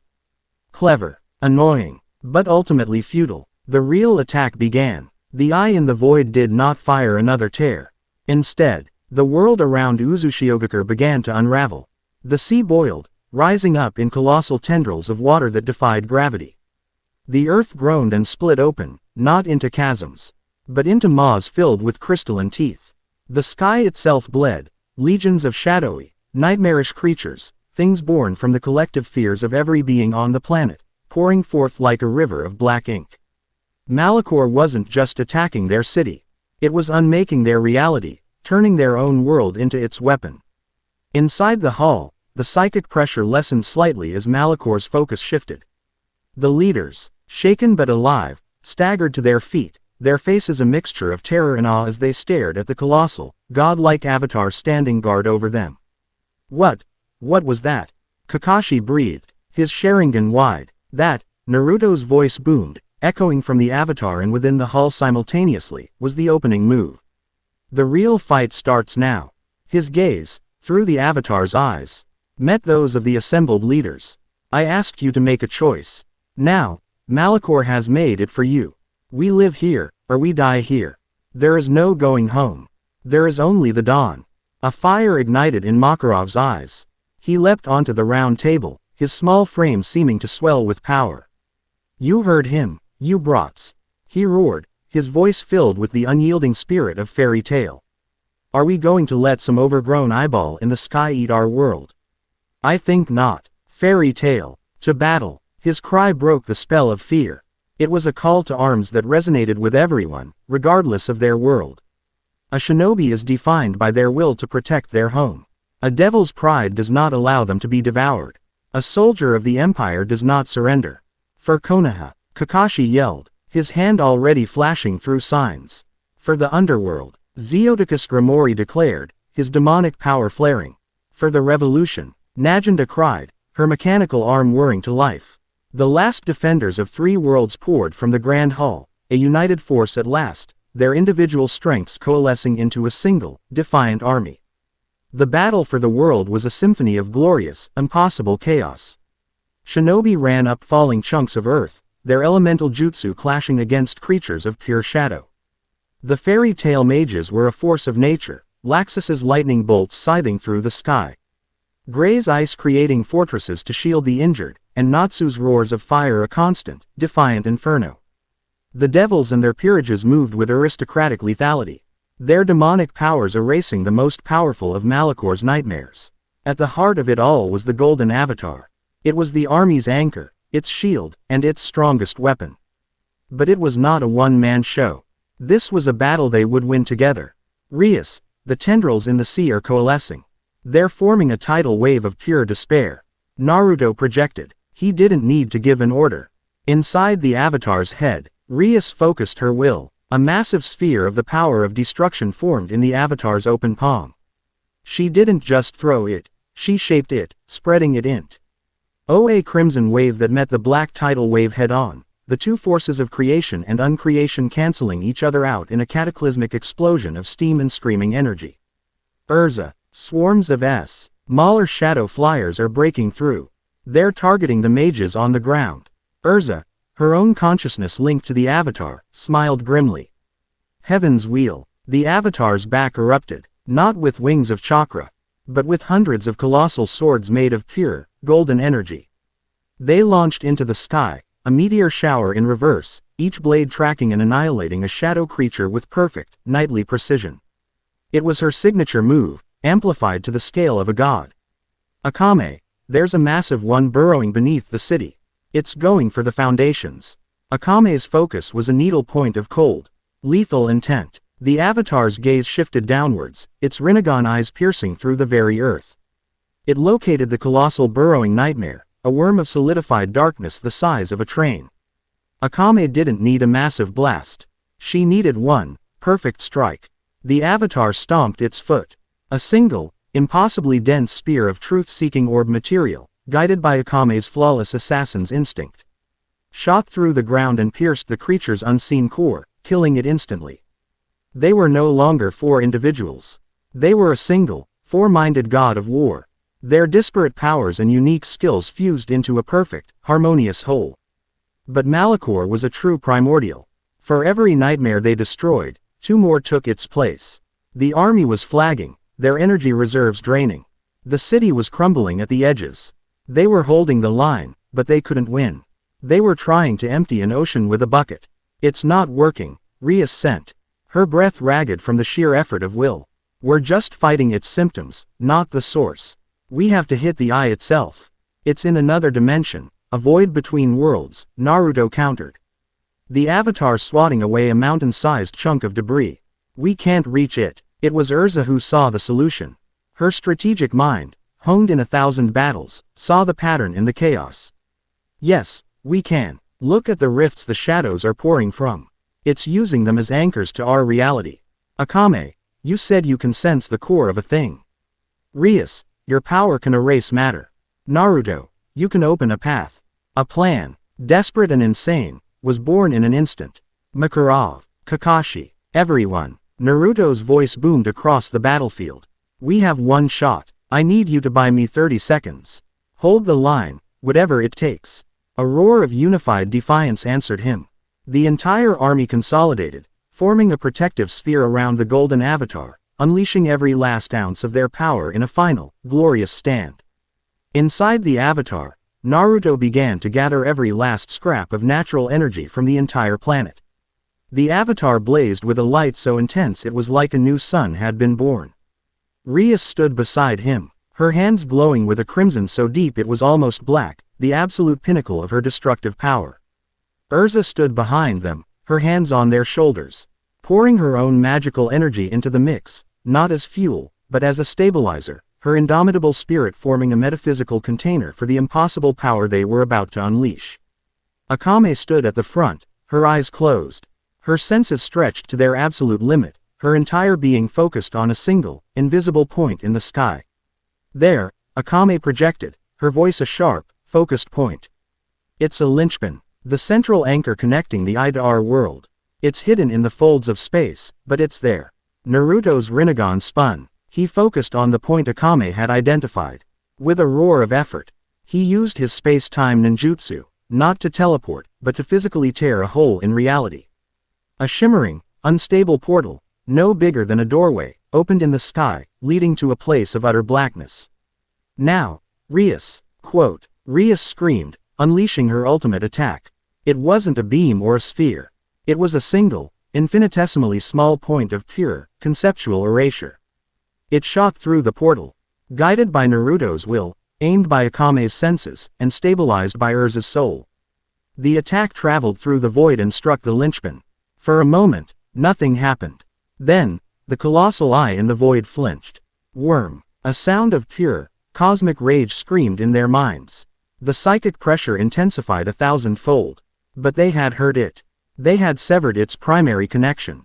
The flow of nightmares slowed, the unraveling of reality stuttered. The eye began to pull back, to retreat into its void, the wound they had inflicted forcing it to recoil. But Malachor was not a being that accepted defeat. As it withdrew, it gave one final, parting gift of spite. It focused the last of its power on the golden avatar, the source of its pain. A beam of pure, annihilating anti-energy, 1,000 times stronger than the initial tear, shot from the closing eye. The army below watched in horror, their powers spent. The avatar raised its arms to shield itself, but it was too late. The beam struck. The explosion was the first true sound of the battle. It was the sound of a sun dying. The golden avatar was consumed in a silent, blinding flash of white light. The shockwave, even from that height, flattened what remained of the city's outer walls. As the light faded, the sky was clear. The eye was gone. The nightmares were dissolving into black dust. The sea settled, the earth grew still. They had won. But the cost. High in the sky, where the avatar had been, 4 small figures were falling, tumbling through the air like broken dolls, their connection severed. Their energy completely and utterly spent. A blur of pink hair and white wings, Miragen in her Satan soul form, shot into the sky, catching Erza. A flash of black lightning followed as Laxus snagged Rias. A swarm of Gajil's iron bats coalesced to catch Akame. But Naruto, the epicenter of the final blast, was falling fastest, his body limp and unresponsive. He had taken the brunt of the attack. He was going to hit the ground. Then, from the crowd of exhausted, battered defenders, a massive shape launched itself into the air. It was a colossal toad with a pipe in its mouth and a sword on its back. Gamabunta, summoned by a desperate, last-ditch effort from a near-unconscious Kakashi, caught Naruto on his broad back just moments before impact. Silence fell on the ruined city of Uzushiogakure. The defenders, bruised, bloody, but alive, looked at the clear sky, then at the 4 fallen heroes being brought gently to the ground. The war for their existence was over. Naruto awoke to the smell of antiseptic and the soft, warm light of the setting sun. He was in the city's infirmary, bandaged from head to toe. Every muscle in his body screamed in protest as he tried to sit up. "Don't push yourself, idiot." He looked to his side. Rias, Erza, and Akame were in the beds next to him, looking just as battered as he felt. Rias had a faint, tired smile on her face. Erza was meticulously polishing her sword, a sign that she was on the mend. Akame was, for the first time he could remember, simply sleeping, her expression more peaceful than he had ever seen it. The door opened and Kakashi, Makarov, and Rias's parents walked in. "The city is heavily damaged, but the casualties were miraculously low," Kakashi reported, his visible eye crinkling in a smile. "Thanks to you four. The Crimson Dawn Accords were ratified this morning. Unanimously," Makarov added, a proud grin on his face. "Seems facing down the end of the world is a great way to get people to agree on things. The leaders had made their choice. There would be no world-severing seal. This world, this strange, chaotic, beautiful fusion of their homes, was their home now. They had fought for it. They had bled for it. And now, they would rebuild it. Together." Later, after the others had left, the four of them lay in the quiet room, watching the two moons begin their ascent into the twilight sky. The war was over. The fight for survival was won. "So," Rias said, breaking the comfortable silence, her voice laced with a hint of her old, aristocratic teasing. "A devil, a knight, an assassin, and a sage saved the world. It sounds like the beginning of a rather improbable fairy tale." Erza allowed herself a small, genuine smile. "Fairy tales are our specialty." Akame stirred, her red eyes fluttering open. She looked at them, at the safe, quiet room, at the friends who had become her family, and a single, soft word escaped her lips. "Home." Naruto looked at the three women who had stood by him, who had fought with him, who had shared their strength and their pain with him. He had lost his world, but he had found a new one. He had lost his old team, but he had forged a new one. The path ahead was uncertain. The task of rebuilding a world was daunting. Malachor was not destroyed, only repelled, and would surely return one day. But as he lay there, surrounded by the fierce, loyal, and loving hearts of his impossible family, he wasn't afraid. The fight for their existence had just begun. And for the first time in a very long time, he was truly, completely, not alone. Chapter 10 End.